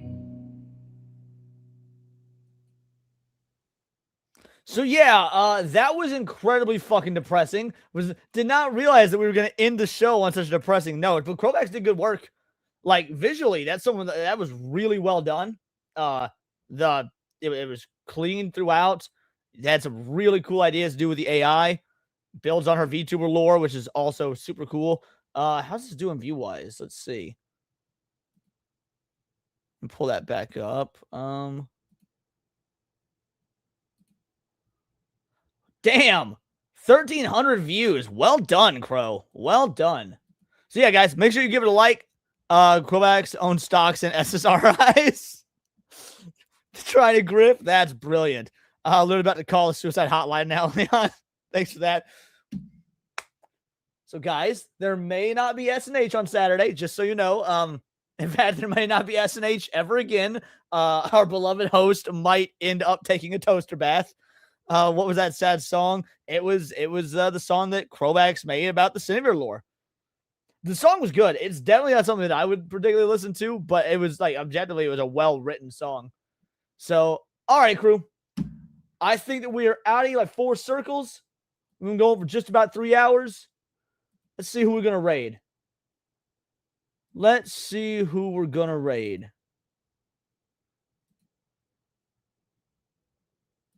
Who is live right now? No, I would have assumed. You know what? Hypno's about to be gaming soon. We're going to raid into, since Hypno's been here almost this whole goddamn time, we're going to raid into, on the YouTube side, we're going to raid into Hypno's gaming stream preemptively. And then, who else? And guys, if you're part of the Discord, make sure to join us for the watch party tonight. We're going to watch My Cousin Vinny. It's going to be a good time. Kitsune Mizuki on Kick. All right, we'll do Kitsune Mizuki on Kick. All right, crew. Thank you so much. Great show. I'll see you tomorrow for Neon Leon. I will see you tonight on the gaming channel. Me and Cinny and someone else I'm blanking on the name of. Hermod. I'm blanking on his name, but Hermod are going to be playing Backrooms. So, yeah, it's going to be a good time. All right, make sure to tell Hypno Vital Idol Raid. Tell Kitsune, Kitsune Mizuki Vital Idol Raid over on Kick. And it's all here in the Neurosphere. Deuces, crew. Thank you again.